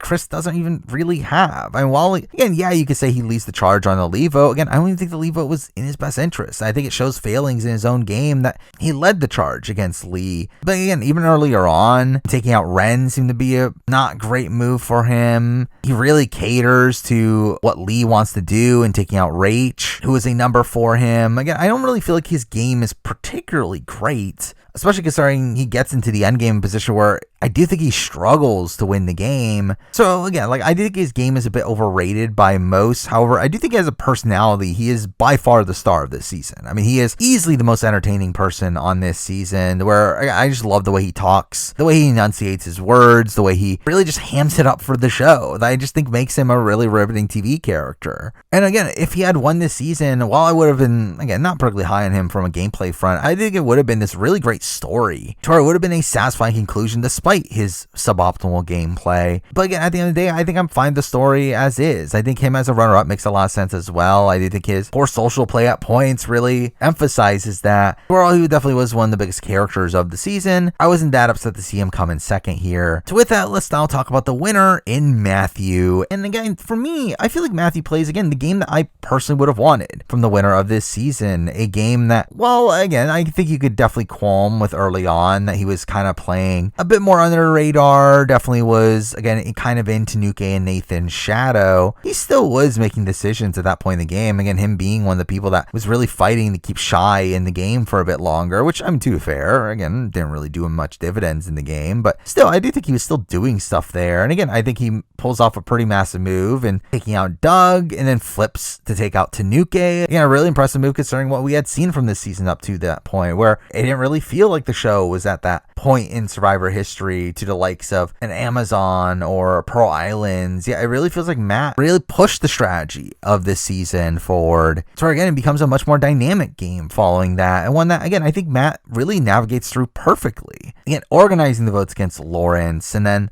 having Chris as a shield for him at points, and having Leilani stick by him to take out Hannah and Pegleg, and even again at the end convincing Hannah to not even come for him there. And again, it's just a very, very impressive, where again, I feel like he completely runs the game from the final 8 on. While again, he wasn't very present earlier on in the season, he was still in a very good spot to where he was never really in danger really throughout the entire season. So while I wouldn't necessarily say he is a top tier winner in the grand scheme of Survivor, I would still argue he is probably an upper middle tier winner of the show. I think he's better than both of the UK winners up to this point, to where to me he kind of feels like a light version of Tommy Sheehan, who again I think probably was playing from a bit more out in front. I think was more effective in undermining the players around him, though again I think Matthew does play a very solid game, being a pretty strong winner from a gameplay front. Though I will say entertainment wise he was just kind of fine. I mean, he does get a pretty high confessional count by the end of the season, though he was someone that was again kind of quiet earlier on, where while he would get content, that content would largely be based around what the tribe was doing over his own personal thoughts. And really again, it doesn't feel like his edit really skyrockets until he makes the Tanuke vote, which to be fair again is probably what his actual importance was on the season outside the Doug vote up to that point. Though again, it kind of feels like he wasn't given as much content as he could have been earlier on in the season, but again, to me still ends up being a likable figure even through that, to where again, despite his massive mistake with the lobster trap, I do still think he comes off as a really solid player throughout all this. So again, for me, I did find him to be a pretty satisfying winner at the end.